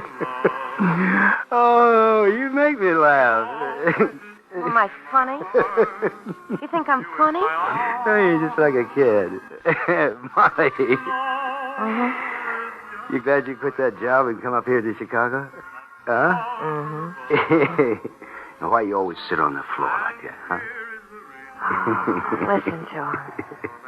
Huh? Crosby. I swear you're just like a kid. Bright-eyed. Bright-eyed, Johnny? Oh, Johnny, being here in Chicago and knowing what it's like where the road goes. Johnny. Yeah? A man like you. You're like a giant, aren't you, Johnny? Not afraid of anything. This is Molly. They're looking for you to kill you, and you're not afraid of anything. John Dillinger. Come over here. Johnny. How many men? How many men dead because of you? 13. So? The sheriff and the deputies and the cops and the FBI and everybody. Looking for you to kill you. And you're not afraid. Sit here. Sure, Johnny. Sure, Johnny.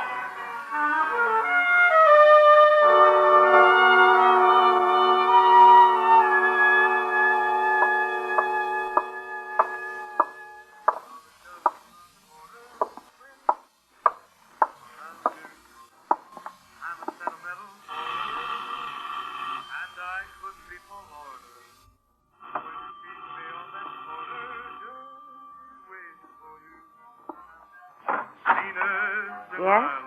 You're Molly? Yes, I'm Anna Sage. Johnny? Johnny. Till you blew in. Till a month ago when he brought you here. Ask me inside, Molly, so we can have a heart-to-heart, compare notes. Share. All right. Come in. I was just having a bottle of beer. You want one? You want one? Sure, honey. 'Cause I can cry in it how pretty you are. You like Chicago? Crazy for it. Your beer. Dull. A real dull. Johnny's a picker, he is. And he gave you Chicago. Drink your drink, say your say, and then get out. I broke up something coming here right at this time, didn't I, Molly? Yeah. Something real nice. And you can't wait till Johnny again. No. Johnny told me about you. Oh? I'm sorry for you. Tell me all the ways you're sorry for me. Only one. But you haven't got with Johnny. And you have. Crazy for it. From the time he walked in the diner where I worked, I was alive. Advice from an older woman, honey. Make it a memory. Get out of Chicago. Leave Johnny. For you? Leave a man like that to leave something... Leave him. Keep away from him. Did you hear me? You... What are you... I just broke my beer bottle, Annie. The way I once saw a man do in a bar I worked in Des Moines. He broke this beer bottle. And he held it close to this woman's face. Stay away from me. He held it real close, right under her eye. First he made a little scar. Just a small scar. Don't. Like that. You. You get out of here. And you leave Johnny and me alone. Else one day the mood strikes, I'll tell Johnny to kill you.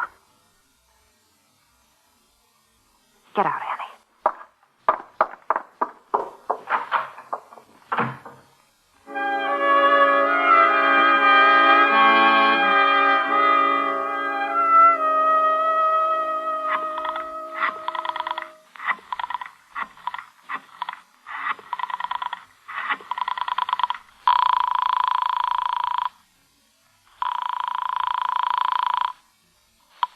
Federal Bureau of Investigation, Carl Lee speaking. You want John Dillinger? Who is this? Anna Sage. You want Johnny? You giving him to us, Annie, for the $5,000? Not for the money. I don't care about the money. I don't want Johnny anymore, that's all. Sure, Annie. Now, where... I'll set him up for you. I'll call you later, where and when. Oh, listen, Annie. You just stay by your phone, and I'll make you a hero.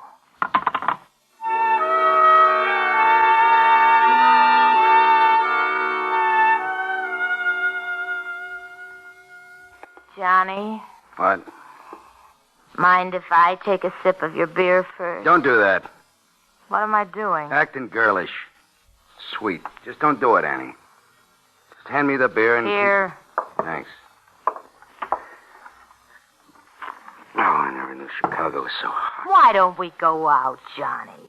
Cooped up in here, sweating out the heat, clawing at each other like we do. Why don't we go out? You crazy. Well, we're crazy to stay in here. We'd go to a movie, a nice air-conditioned movie. Cool off for a while. I go out of here and somebody... Who's going to know you're sitting in a dark movie theater, what you had done to your face, and some dark glasses? Nobody's going to recognize you. Right here in the paper. The Biograph Theater, picture with Clark Gable and Myrna Loy. You like Clark Gable, don't you, Johnny? A Disney cartoon. Yeah. For a while, you could enjoy yourself and get out of the heat. And Johnny... What? You ask Molly to come along if you want. Annie? I mean it. You go call up Molly and ask her to meet us here, and then the three of us will go to a movie. And Yeah, Molly told me you was around. Is that how you got that little cut under your eye, honey? Yeah. No sense anybody being mad at anybody. No, there ain't. I'm glad you figured that out. So why don't the three of us get together for a movie tonight? Sure, I'll call Molly.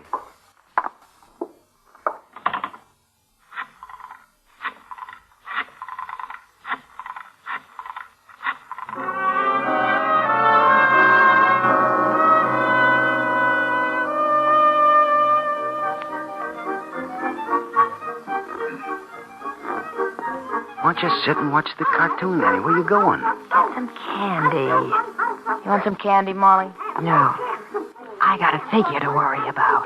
Excuse me, then.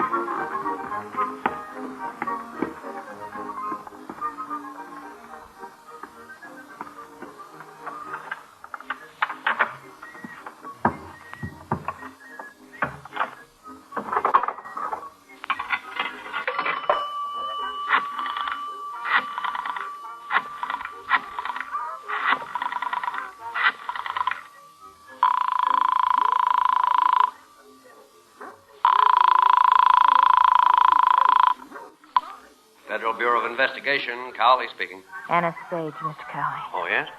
We're at the Biograph Theater. Dillinger? Yes, sir. We ought to be leaving here in 20 minutes or so. Cartoon and the newsreel. Right. Johnny's not wearing a coat. Blue sports shirt. Dark glasses and a straw hat. Thanks, Anna.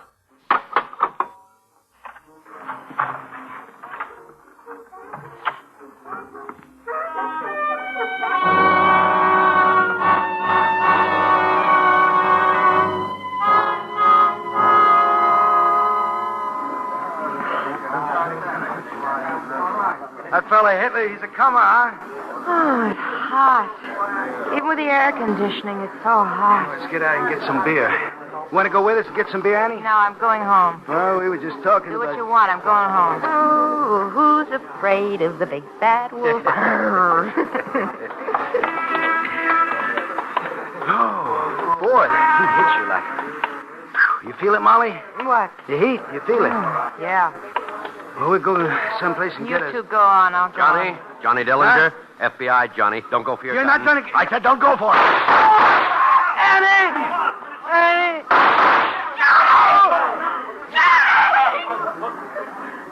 Did you hear him? He called for me. I kind of thought he would. Hey! Hey, look, it's Dillinger! It's John Dillinger! Hey, look! Look! It's John Dillinger.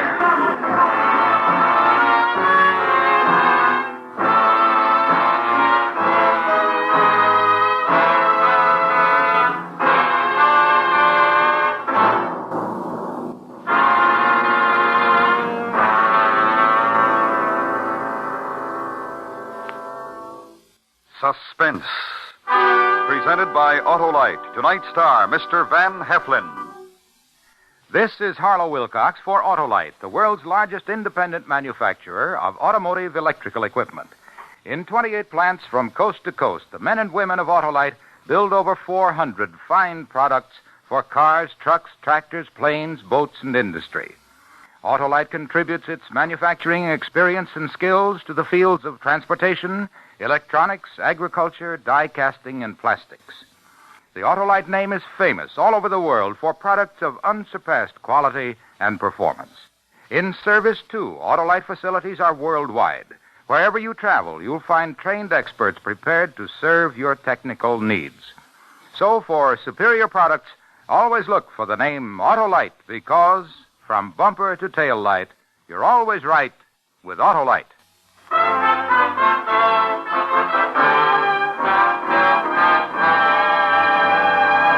Next week, the dramatization of an amazing document in which an unbelievable voyage is chronicled, beginning with that moment when Fletcher Christian led the men on HMS Bounty to mutiny. It's called The Revenge of Captain Bligh. Our star, Mr. Charles Lawton. That's next week on Suspense. Suspense is transcribed and directed by Elliot Lewis, with music composed by Lucien Morawick and conducted by Lud Gluskin. The Last Days of John Dillinger was adapted for Suspense by Morton Fine and David Friedkin. In tonight's story, Kathy Lewis was heard as Anna and Michael Ann Barrett as Molly. Featured in the cast were Joseph Kearns, Tom Brown, Roy Glenn, Parley Bear, Sam Edwards, Jimmy Eagles, and Joseph Granby. Van Heflin appeared through the courtesy of 20th Century Fox, producers of the picture Three Coins in the Fountain in CinemaScope and Technicolor. And remember, next week, Mr. Charles Lawton in The Revenge of Captain Bligh. You can buy Autolite original service parts, Autolite standard or resistor type spark plugs, or Autolite Stay full batteries at your neighborhood Autolite dealers. Switch to Autolite. Good night.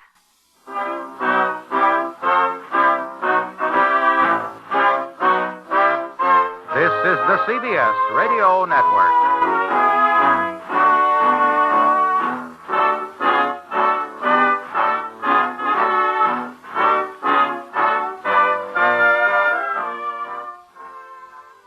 "70 years ago, May 10th, 1954, Suspense here on Classic Radio Theater with Wyatt Cox. Let's move next and see what's going on with the man with the action-packed expense account.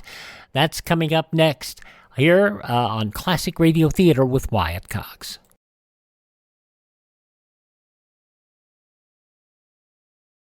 This is Lyle Wagoner for the IRS with a word about accuracy. When you do your income tax return, check your math. Use the peel-off label and envelope from your tax package. Attach all W-2s and schedules. And don't forget to sign your return. Be accurate. Then things go right. No delays if you're waiting for a refund. A message from the IRS.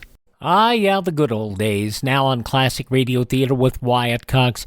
We turn the clock back 65 years to May 10th, 1955, and an episode of Bob Bailey as yours truly, Johnny Dollar. Johnny Dollar. Johnny, this is Ray Connolly. Oh, yeah, over at Continental Insurance Company. That's right, yeah. Oh, what's the problem, Ray? Problem? Well, no problem at all, actually. Huh? Are you busy tonight, Johnny?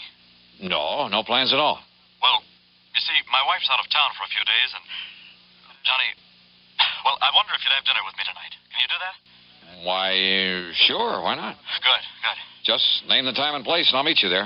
Well, I happen to have a nice thick fillet of prime beef in my refrigerator at home, and if you like steak... Sure do. Well, why don't you run over to my place at, say, 6:30? I'll pour you a couple of cocktails, and we'll tackle that steak.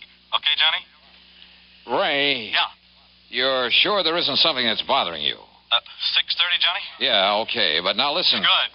I'll see you then. Well, why don't you...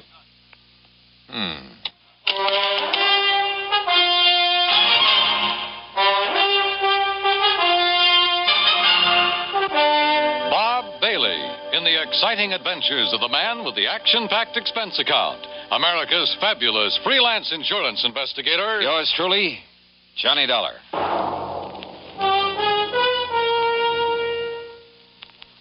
Each weekday on CBS Radio, there's a bright package of lively entertainment that goes by the modest title, Just Entertainment. It's where to find Pat Buttram, his cohorts, and his warm humor. Mr. Buttram is ably aided by lovely Marion Morgan and that singing foursome called the Halloran Quartet. Just for entertainment, sample Just Entertainment with Pat Buttram tomorrow on CBS Radio. Also on the recommended list, a fascinating fact-filled 10 minutes each weeknight with Ron Cochran. Recently, he's given the Answer Please treatment to listener queries on such topics as the Chesapeake Bay's Oyster War, the Irish Sweepstakes, Spring Fever, and underseas exploration of the Arctic. Be listening tomorrow night. Discover how you can ask Ron Cochran to give your question the answer, please. Just Entertainment and Answer Please. One for facts, one for fun.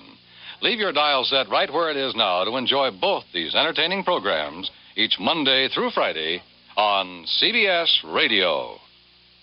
And now, Act One of yours truly, Johnny Dollar.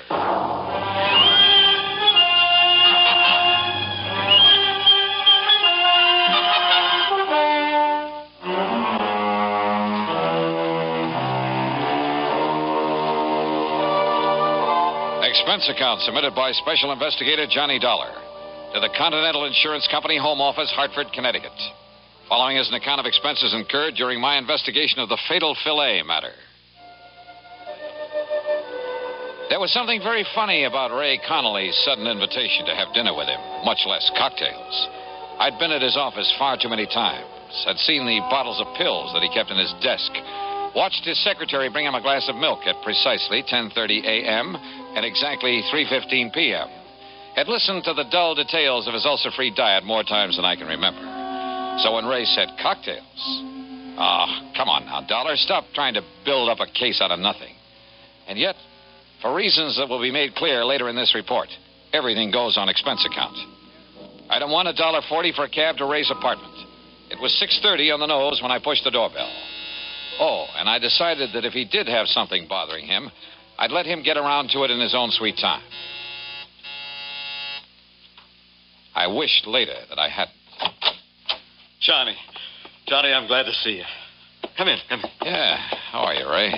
Well, you know how it is. Those ulcers been kicking up on you again? Yeah, a little.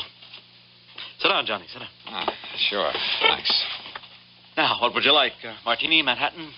Got a plain old scotch and soda lying around? I certainly have. Have it for you in a second.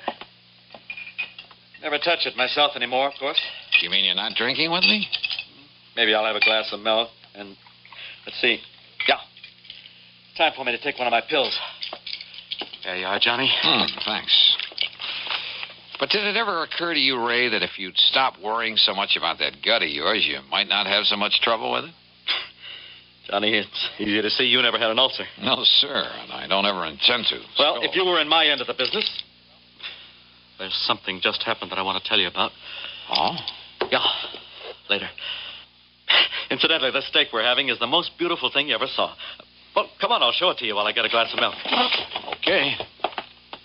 I guess my wife ordered some groceries sent over from Morris Baines Market before she left. I told you she's away. Yes, she did. Yeah, left yesterday. Well, the steak was delivered last night, along with some other things. There. How about that? It looks like you could cut that with a fork. Prime beef. Excuse me, I'll get my glass of milk. Sure. Hey, how do you like your steak, by the way? Only one way, blood rare. Well, of course, I'll have to have mine rather well done.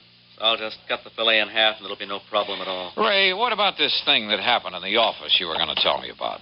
Later, Johnny. Later.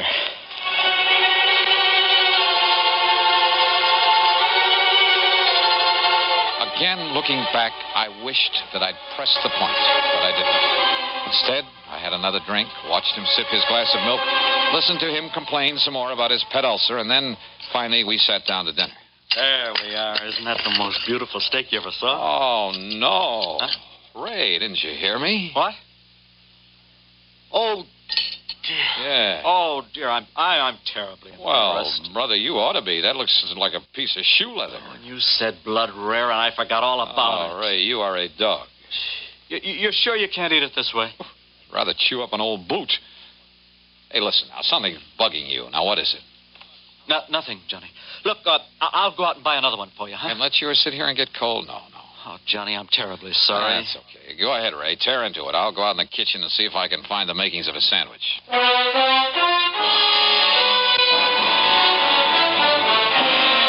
I could have killed him overcooking a perfectly good steak that way. But instead, I made myself a sandwich and stuck around. Because I knew that sooner or later he'd tell me his real purpose in having me come over. And later he did. At least he started to. We had washed the dishes, then gone back into the living room. I had settled now with a third cup of coffee and a cigarette, and he was sipping in another glass of milk. It's just that I don't like being threatened, Johnny. Threatened? Heaven knows I have enough trouble keeping this ulcer under control with just the daily run of problems I have to face at the office. Oh, what do you mean by you know, people demanding more from their insurance than they deserve. People filing claims when they aren't entitled to any insurance at all, and then trying to... Oh! What? Nothing, Johnny. I'll be all right. You forget to take one of your pills, Ray? No, but maybe I better take another. Oh, yes, me. You're taking too many of them. But what was this talk about being threatened? Well, Johnny, this fella by the name of... Oh, no. Ray. Johnny! Ray, what's the matter? This pain in my stomach, it's killing me. Easy. Here, let me get you on the sofa. Oh, medicine, quick, please. There you are. Now, what medicine? Anything to stop this, Johnny. I grabbed the telephone and called Dr. Ramsey. But because of a traffic tie-up, it was nearly half an hour before he got there. Meantime, Ray lay on the sofa getting paler and paler until he was white as a sheet. The doctor, completely familiar with Ray's ulcer problem, did what he could. But after 45 minutes, realized things were getting beyond his control, so he called an ambulance. Another half hour. And yeah, by the time they got him to the hospital, in spite of injections and oxygen along the way, Ray Connolly was dead. Act 2 of yours truly, Johnny Dollar, in a moment. Tibet in the news. Who's an expert on Tibetan affairs? Who was the personal guest of the Dalai Lama in happier times at the top of the world? Why, Lowell Thomas, of course. Ask us another part of the world, and there's every chance the answer again would be Lowell Thomas. The roving raconteur has been just about everywhere, seen just about everything. So when a story breaks, he has that extra edge of intimate first-hand experience to give extra dimension to his reporting. One of the most colorful men in the industry, one of the most striking different sounds on the CBS radio network is Lowell Thomas, heard every Monday through Friday evening with his fascinating reporting. Only a network could bring you a Lowell Thomas. Only the CBS radio network does. Remember, the keen mind and formidable experience of this noted world traveler, lecturer, raconteur, and CBS newsman is an exclusive with the affiliated stations of CBS Radio. Monday through Friday evenings, don't miss Lowell Thomas. And now, Act 2 of yours truly, Johnny Dollar and the Fatal Filet Matter.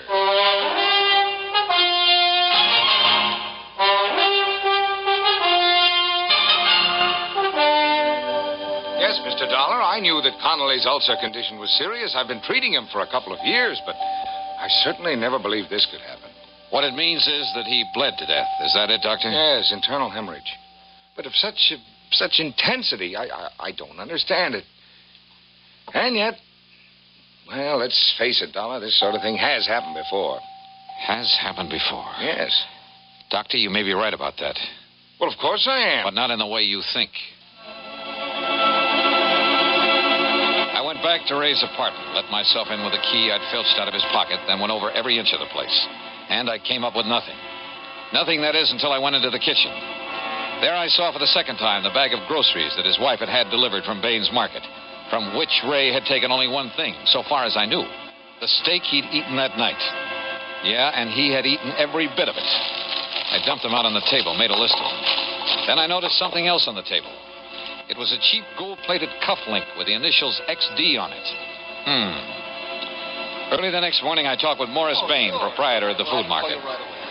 Insurance investigator? That's right, Mr. Bain. Well, no, Joe, just call me Morris. That's what my customers do. Okay, Morris. Well? Well, of course. I'll be glad to cooperate, Mr. Dollar, every which way I possibly can. Good.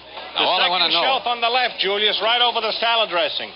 I gotta keep canned snails. I gotta keep for some of my special customers. But how people can eat those, I don't know. Oh, good morning, Mrs. Beckham. It's a lovely morning, isn't it? Now, Morris. Oh, yeah, you wanted information. Yes. Oh, Mrs. Vandersloot, how are you, huh? How's your nice little doggy this fight? No, get him out of here before he does. No, get outside. Out. Oh, what's your problem with dogs in the store? Yeah, I'm sure. But now, do you have a customer by the name of Connolly? But Mrs. Connolly? Sure, lovely woman. She was in here only the other... Oh, how do you do, Miss Keener? How's my little sweetheart today, huh? We got a special on those fancy canned chestnuts and the light syrup listen that to you me. like. Mrs. Connolly was in here when? The day before yesterday. Oh, how's her husband, Mr. Dollar? Is he still suffering from those terrible ulcers? No, not anymore. Oh, it's a miracle. Hardly. The point is, she ordered some stuff from you. Yeah, that's right. We delivered it, too, day before yesterday. What? What did she order? Well, right here in the office, Mr. Dollar, I'll tell you exactly what went over there, but exactly. Good. You wanted breakfast cereals, madam, right there in the second aisle. Yeah, you're welcome. Now, right here in this pile of bills is the one for whatever the... here we are. Mrs. Ray Connolly. Good. Let me compare it with the list I have. Sure. Julius, take care of Mrs. Freeband there by the cheese. Such a time I have with her help. And such an exclusive clientele, you have no idea. Well, did you find what you're looking for? Yeah, everything checks, except for one thing, the steak you delivered. Steak? That's right, a prime fillet, but it's not on the list. We don't sell meat. What? No, of course not. Sadie, double-check the Hathaway order. Somebody made a mistake last week. Wait a minute. That's a good girl. You're sure your delivery boy didn't take a steak to the Connolly? How could he? Oh, fine. No, But thanks anyway, Morris. No, it's a pleasure anytime. Be seeing you. Yes, sure. Sadie, did you deliver the Broomfield order, Sadie? So do it right now away. we try a different tack. Item 2 or 3, whatever it is, a dime for phone call to Dr. Ransom. I suggested he take whatever steps were necessary to make a complete examination of the stomach of the now deceased Ray Connolly. Item 4, 85 cents for a cab to the office of Continental Insurance. Ray's secretary had obviously been crying. Just can't believe it, Mr. Dollar. Yeah, I know, Gracie. Now listen. Did any of the people who've come here to see him ever threaten him? Threaten him? That's right. Well, lots of people have threatened lots of things when they didn't feel their claims were met properly, but he was the fairest, the most honest man. When, Mr. Dollar? Somebody in here yesterday, maybe? Yes, there was a man in here yesterday who was very angry about something. Oh? I could hear him pounding the desk in there and swearing. Who was he? I don't know. He must have come back with Mr. Connolly after lunch, and I didn't see him leave, but look, he lost a cufflink. Let me... XD. What? Gracie, this is the man I'm looking for. Can you find me a policy with this man's name on it? Just from these initials with all the policies on file? Probably a beneficiary whose claim was settled or refused. You say the man, Mr. Dollar. Yeah, Gracie. The man who murdered your boss.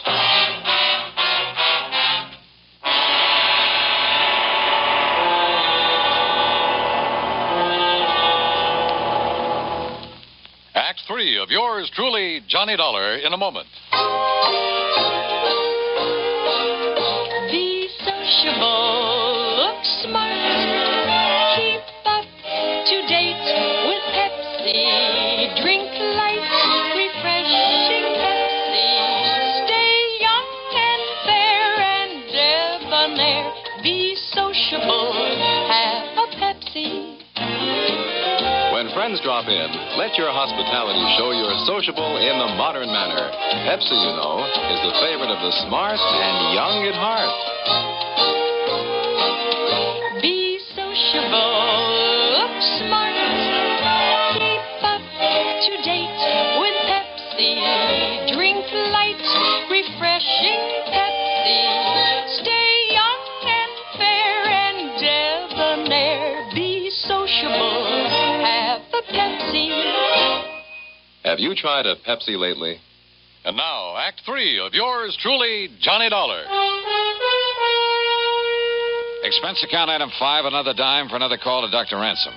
Yes, the autopsy had been made. And yes, they had found enough ground glass in the stomach of Ray Connolly to kill 3 men. That's why Ray, with his ulcer condition, had gone so fast. While he was with you, Johnny, the police would like very much to talk to you. Well, certainly they don't think I did it. Well, of course not. At least, Yeah? Well, Well, after all, you were with him at the time when he ate that filet. Okay, Doc. I'll get in touch with him. Item 6, 10 cents for another call to Ray's secretary at Continental Insurance. Yes, Mr. Dollar, I have. Nice going, Grace. What's his name? Xavier Donato. The folder was still at Mr. Conley's desk. Donato. And the address? 13425 Sunset. Sunset, got it. And listen, the reason he was angry with Mr. Conley... Yeah? He was named as beneficiary of his father's life insurance policy. Yeah? But his father just committed suicide. You see what I mean? Yeah. Donato couldn't collect. Yes. I mean, no, he couldn't. So... Gracie, you're a doll. Item 7, $2.50 for a taxi to the address filed on Sunset Avenue. It turned out to be an old ramshackle rooming house in a pretty lousy neighborhood. Sure, look for yourself, but I tell you, he ain't here anymore. When did he leave? Yesterday morning, bag and baggage. There you are, see for yourself. Now, don't tell me he's still living here. Well, I can't say that I blame him. What's that? Have you any idea where he might have gone? If I did, I'd send the cops to get the rent he owes me. The cops will want him for a lot more than your rent, lady. Yeah? What's more than that? Murder. Item 8, another phone call to police headquarters. I talked with Sergeant Jimmy Maxwell in homicide. Only I listened more than I talked. Cufflinks, huh? With the initials XD on them? That's right. What's the idea of not telling us before? As if you didn't know it, that's withholding evidence. And in a murder case... Hey, look, that's another thing, Dollar. If you suspected murder, why didn't you call us in instead of having that doctor order the autopsy? You trying to hide something? Are you kidding? Where are you, anyway? We've been combing the city for you. As if you didn't know, you got a little explaining to do Hey, down look. here. And listen, who do those initials XD stand for? Well, if you let me get a word in edgewise, I might tell you. Well? The D stands for Donato. The X for Xavier. Xavier. What kind of a name is that? Xavier, if you want to say it that way. Oh, boy, that's a rare one. You got his address? He just left the place where he was living, so he's probably 1,000 miles away. But Xavier? Huh? Of course, and right under my nose. What? Johnny?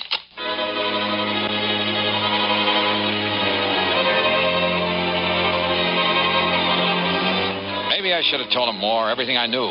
But I didn't want to have to wait for the police or anybody else. Ray had been a friend of mine, and to bring his killer to justice was all I cared about. As for that name, Xavier, of course I'd heard it, only a few hours before. And for some stupid reason, it had never occurred to me that it began with the letter X. Item 9, $1.50 for another taxi. This time to the... Yeah, you guessed it. Excuse me, please. Junior, Pardon me, will you please, madam? What do I got to tell you? You pack the vegetables on top. Morris. Goes in the bottom, huh? Morris, come over here. Mr. Dollar. Back so soon Now, already? listen, when I left you early this morning, Yeah? just as I was leaving, I heard you call somebody by the name of Xavier. Yeah. You mean that slowpoke, huh? That dumb, stupid... All right, is he still here? What's his last name? His last name? Yeah, what is it? Well, his last name, it's... Sadie, how many times I got to tell you when a customer's got a complaint? Well, this one has. What? No. Xavier. Mr. Dollar. Xavier. Xavier Donato. Looking for me, mister? You're Xavier Donato? Yeah. What do you want? I just want to show you a couple of cufflinks. Here. Are these yours? Yeah, mine. Then don't try to pull a gun. Me? I got no gun, mister. I found one of these in Ray Connolly's office. Sure. I got mad. I slam bang on the desk at him. I found the other one at his apartment, where you delivered that steak to him. That steak full of ground glass. Where'd you get that steak? Wilson's Prime Market along the way to his place. Then you put in the glass and took it up to him. Yeah. That was pretty good, huh? Say, you from the cops? You expecting the cops? I don't know. But you didn't run. You didn't leave town. Sure. Because I'm smart. You leave town, they know you done it. They chase you, they catch you. And honest, I didn't know it was going to kill him. You know it now. But I had to get even. You know, because he wouldn't give me that insurance because my old man killed himself. So did my grandpapa and his old man. And just because they didn't get something they want. You mean they all committed suicide? Sure. Because it was all, you know, off in the head. But not me. You understand? Because I'm smart. Somebody does something against me, like that insurance, well, I get even with them. You understand? I don't go kill myself. I get even with them. And you think they're going to find out? No. You think they're ever going to catch me? What do you think? Oh. You did, didn't you? Yeah. Gee. I guess you're even Smarter than I am, mister. Yeah. Come on, Savior.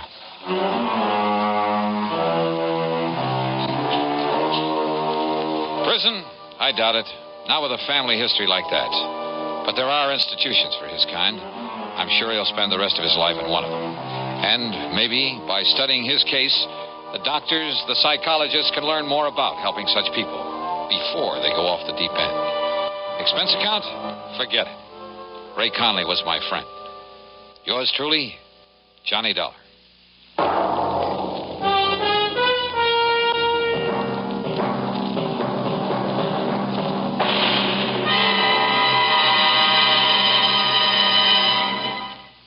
Our star will return in just a moment.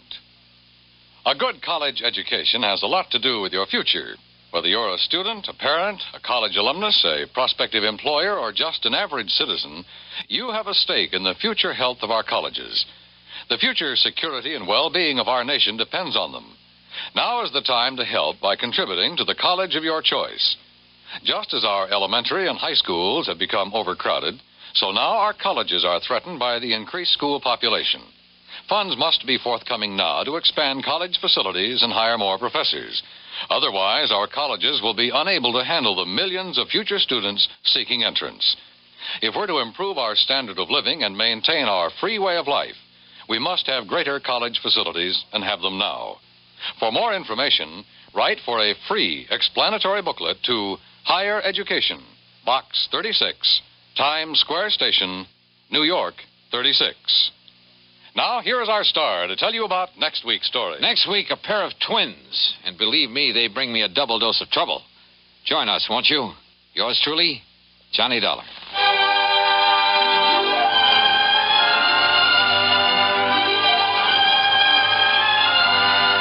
Yours truly, Johnny Dollar, starring Bob Bailey, originates in Hollywood and is written, produced, and directed by Jack Johnstone. Heard in our cast were Virginia Gregg, D.J. Thompson, Jack Edwards, Marvin Miller, Larry Dobkin, Harry Bartell, and Frank Gerstle. This is Dan Cubberly speaking.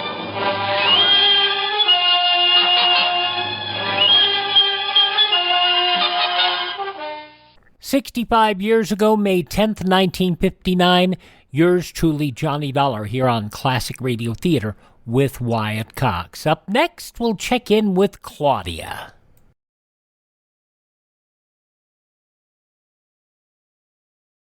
Hi, this is Mason Adams for the IRS. In case you didn't know it, there are some important income tax credits that you may be eligible for.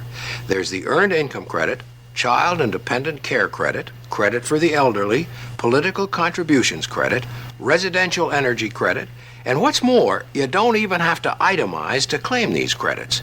It may pay you to look into this. Use the handy order form in your tax package for free IRS publications on tax credits. A message from the IRS. Claudia and David are working on some new income tax credits, and we'll hear about that in this episode of Claudia. This was originally broadcast on May 10th, 1948. Your Coca-Cola bottler presents Claudia, based on the famous play and novels by Rose Franken, brought to you transcribed Monday through Friday by your friendly neighbor who bottles Coca-Cola. Relax, and while you're listening, refresh yourself. Have a Coke. And now, Claudia.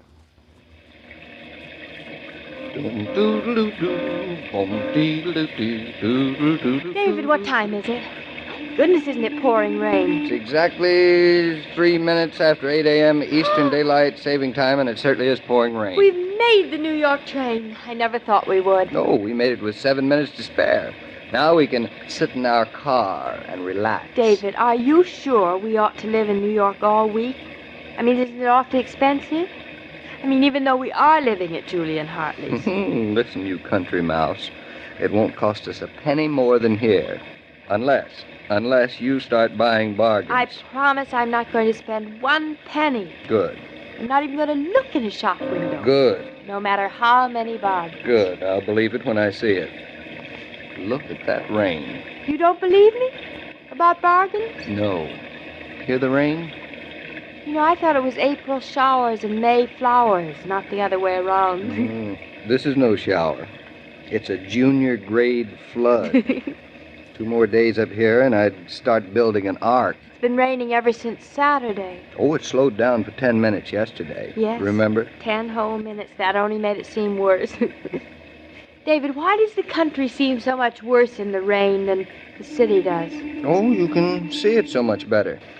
I think by Friday the rain will have stopped. Well, it better have. And with the sun will come Gertrude.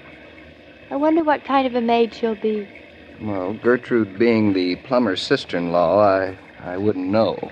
David, you don't think we're quitters, do you? Going off to New York and leaving a house full of mess and carpenters? Well, a little. But we'll be back Friday. I know. Only when we closed the door, the house looked like it was staring at me with tears rolling down the window. And Bluff and Shakespeare, it's awful to leave your cat and dog with strangers. No, Jared Tucker isn't a stranger. He sold us the house. Mm. Besides, you left him enough instructions to fill a 5-foot bookshelf. No, really, shouldn't we have taken them along, darling? Julia and Hartley's beautiful house would be delighted to have a Great Dane and a Persian cat running around in it. Say, my watch is slow. It is? Yeah. I better get a move on. Park the car and buy a new commutation ticket. What happened to the old one? Nothing, except that it expired. Oh, they do that at the end of the month, don't they? Yes, regularly. But, David, listen. I don't think you'll have time to do both. Both of what? Buy the ticket and park the car. Oh, this couldn't be a plot, could it? A plot? What do you mean? I mean, it couldn't be, you want a last chance to get your hands on the wheel before you get orders from Dr. Rowland to stay out of the driver's seat. Oh, now, come on. The parking place is only just across the street. But it's pouring. I have an umbrella. Besides, it's worse for me standing in lines to buy tickets. Anyway, it looks like the shower's over. It does, doesn't it? All right, Barney Oldfield. Take her away. Sometimes you're so sweet. I almost love you. Never mind that. Now, meet me on the platform in exactly 3 minutes and a quarter. Hey, you forgot something. What? Let's see, I got our suitcases. You didn't kiss me goodbye. Oh. For 3 minutes and a quarter, it doesn't pay. Oh, don't be such a gentleman. All right. Consider yourself kissed.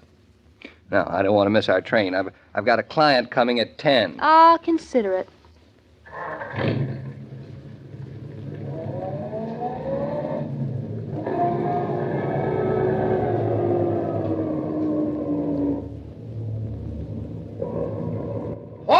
Whoa there, lady. Who, me? Sure thing, lady. Stop right there a second. Say, where are you going with that car? I'm going to park it in your lot. Isn't that right? Good enough. That's fine. Here's your ticket. That'll be 35 cents. Let's see. 25, 35. Here you are. Yeah? And here's your ticket. Thank you. Say, tell me, lady, how long you planning on being here? Me? Yes, ma'am, you? Oh, about 3 minutes. I'm catching a train to New York. I'm sorry, lady. Let me make myself clear. What train are you coming back out on? Oh, we won't be back until Friday. Until Friday? Mm-hmm. Why didn't you say so before? Well, I did. As soon as I knew what you wanted to know. You can't put that car there if you're going to leave it here.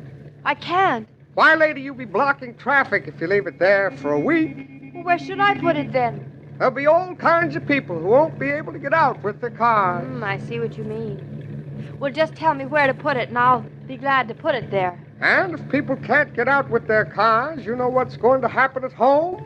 The lamb chops will get burned. Lamb chops? Tell me where to put the car, and they won't get burned. And when the lamb chops get burned, everybody's going to get sore. They're going to be sore at me, and they're going to be sore at the little lady who parked her car in the wrong spot. Now, listen, look here. I've got to catch a train. Lady, and take it easy. Take it easy. I've been watching people around here catching trains for 20 years. You'll catch your train, all right. I promise you. My husband is waiting for me at the station. Can't you park the car for me? Why, lady, I'd be very glad to do that for you. That's fine. It's really very nice of you to do this. And I know my husband will appreciate it. Lady, look, you got me wrong. Now what? I said I'd be glad to park your car for you Only I can't. Oh, please. I've only got about 3 minutes to catch my train. Lady, didn't I tell you not to worry? I'd be very happy in the extreme to park your car, only... Only what? Only it is not allowed, not permitted. You see, we're not bonded, and we are not allowed to touch people's cars. Now I've got about 2 minutes to catch my train. Now either you park... Lady, I am here to offer you a bargain. This is one time in my life when I'm not interested in bargains. Ah, but you have not heard this one yet. Lady, I am here to offer you a special weekly rate. I'm not interested in special weekly rates. I'm only interested in catching my train. Please.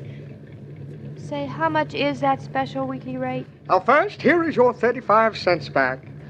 Would you give me back my ticket? Why? 7 times 35 is how much? Please, I'm awfully slow at multiplication.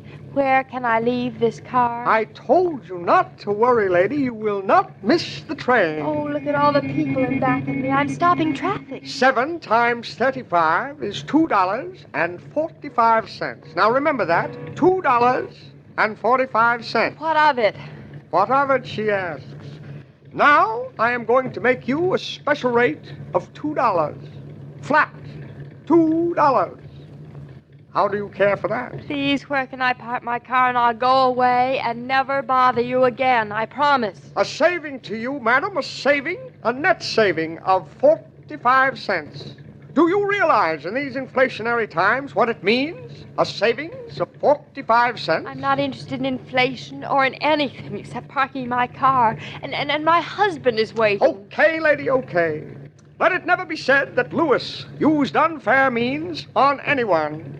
Let it never be said. You can park your car over there, yes. Here, I'll just jump up on the running board and direct you. Oh, thank you. Now, right over there, lady. Now, whoa. It's right in there. Perfect. Very, very neatly done for a lady. For anybody. Well, that's it. Now, just slide it in there as nice and easy as a sardine. Nifty, lady. Positively nifty. I thank you. How much did you say I saved? Why, 45 cents. And, madam, that is not the half of it. Oh? For the weeklies, as I call them, I wash your car once over lightly the day before you take it away. You do?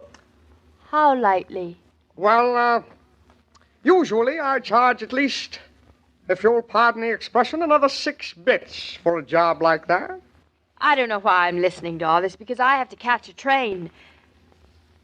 75 cents and 45 cents. How much is that? $1.10. I should say $1.20. $1.20. Why, practically buying your ticket all the way to dear little old New York. You mean I can go all the way to New York for nothing? I can't resist. Here you are, $1, $2. Thank you, madam, thank you. And you'd better hurry. Your train is just coming in now. Oh! Now look what you made me do. Now I've got to rush. Hey, lady, watch where you're going. Those cars mean business, you know. Claudia, what on earth happened to you? I thought you decided to walk to New York. Well, I made it, didn't I? Just about. I think that after getting here practically half an hour early, I almost missed it. This is no time for philosophy. Now, here you go up on the car. I'm up. Thank goodness we did make it. Now we're off. David. What? Darling, I did it again. You did what again? Well, another bargain. In 3 minutes and a quarter. I don't know what comes over me when I hear that word. Oh, just a mild sort of voodoo. It's just like being hypnotized. When somebody says bargain, you could stick hatpins right through me. I'd never feel it. Well, was it a good one this time? Wonderful. I saved $1.20. That's fortunate. Here, we can sit right here. Oh, wonderful. How? Well, I paid a whole week's parking crossing the station. Say that again. I paid for a week. It saved $1.20. That's what I thought you said. The only trouble is, David, we have to stay a week, or it isn't a bargain. Oh. Well, let me let you in on a little information. It isn't a bargain anyway. Well, I'll add it up for you. Don't bother. I added it up last week. He offered me the same Yankee bargain. Say that again. In days gone by, that Connecticut character would have been peddling wooden nutmegs and selling them to people like you. I don't get it. All right. How much is it a day? 35 cents. And 5 times 35? Is, exactly $1.65. $1, 5 times 7 is... David, you can't add. No, but I can multiply. Well, if you can multiply correctly, it's $1.75. Oh, it is it? Well, that's beside the point. And what were you doing when you paid $2 then? Me? Oh, I was buying wooden nutmegs. Some women take household chores in their stride, working comfortably through the day. They regard the job of homemaking as their husbands regard their office and factory jobs. And they know it's wise to take time out every once in a while to relax. They keep the refrigerator well stocked with Coca-Cola so they can reach for an ice-cold bottle of Coke and enjoy the pause that refreshes. How's your supply? Better put Coke on today's marketing list. You know something, Mr. King? Well, what's that, Lewis? I just realized that's the Norton's car. Say, they paid me for the week already. I have to give the little lady her money back. I'm sure she'll be relieved to get it, Lewis. Say, how come they're rushing to New York that way? Mrs. Norton, Claudia, has to see the doctor, Lewis. Well, nothing serious, I hope. Well, I hope not, too, Lewis, but we really won't know till tomorrow. Is that a fact? Well, keep me posted, Mr. King. I'll be seeing you. So long, Lewis. And as I was about to say, every day, Monday through Friday, Claudia comes to you transcribed with the best wishes of your friendly neighbor who bottles Coca-Cola. So listen again tomorrow at the same time. And now this is Joe King saying au revoir.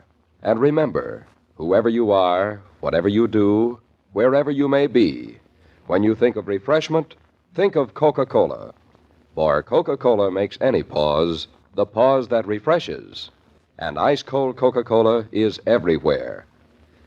These broadcasts are adapted for radio by Manya and Roger Starr, and the entire production is supervised and directed by William Brown Maloney.